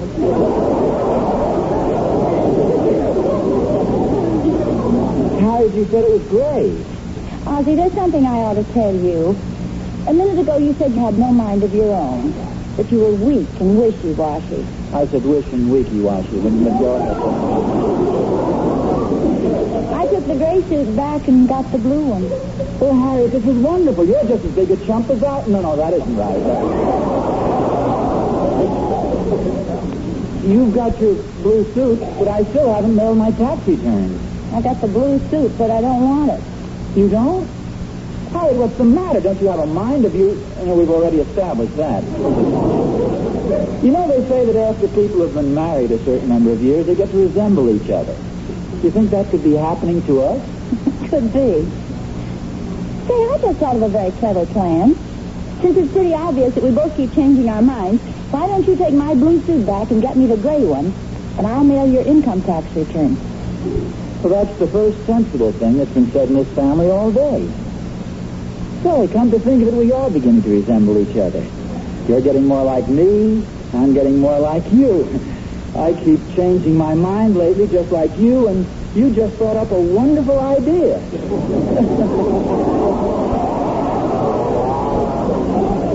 Flattery will get you nowhere. Here, take this suit box and give me your tax return. It's a deal. Oh, but let me give you a tip. If you see Joe Randolph or Emmy Lou, run the other way. Okay, there. Well, let me give you a tip. If you see Louise Adams, you run the other way. Oh, all right, but you're asking a lot more of me than I'm asking of you. In what way? Oh, Louise Adams is a very attractive girl. Beautiful eyes, beautiful figure, and... So what? You just don't run away from things like that.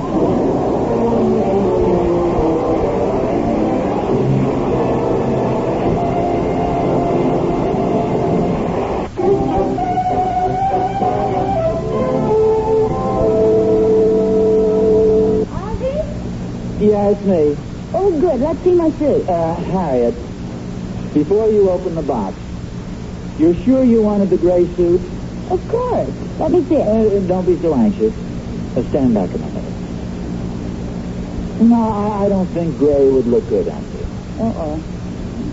Well, okay, dear. Let me see my blue suit. You like the blue suit? Yes, dear. Don't feel bad about it. I've been through it myself. It isn't what you think. I didn't bring the blue suit back. Well, I'll be satisfied with the gray one. It isn't gray and it isn't blue. Well, what is it, for goodness sake? Well, I met my friend Danny O'Hara, and St. Patrick's Day is almost here. Well, I've always wanted a green suit. You're still off, Harriet. Danny's an orangeman. But don't get upset. It isn't orange. It's more of a reddish color. But, Ozzie, I wanted the gray suit. Well, maybe we can work something out tomorrow. We'll keep them coming and going, and the first time a gray one comes through the front door, we'll nail it shut. On the way home from the dress shop, I stopped to glance in the window of the trick store, and while I was looking in, little Will Thornberry came up. I really don't have a mind of my own. I don't get it. You will. Smell this flower on my lapel.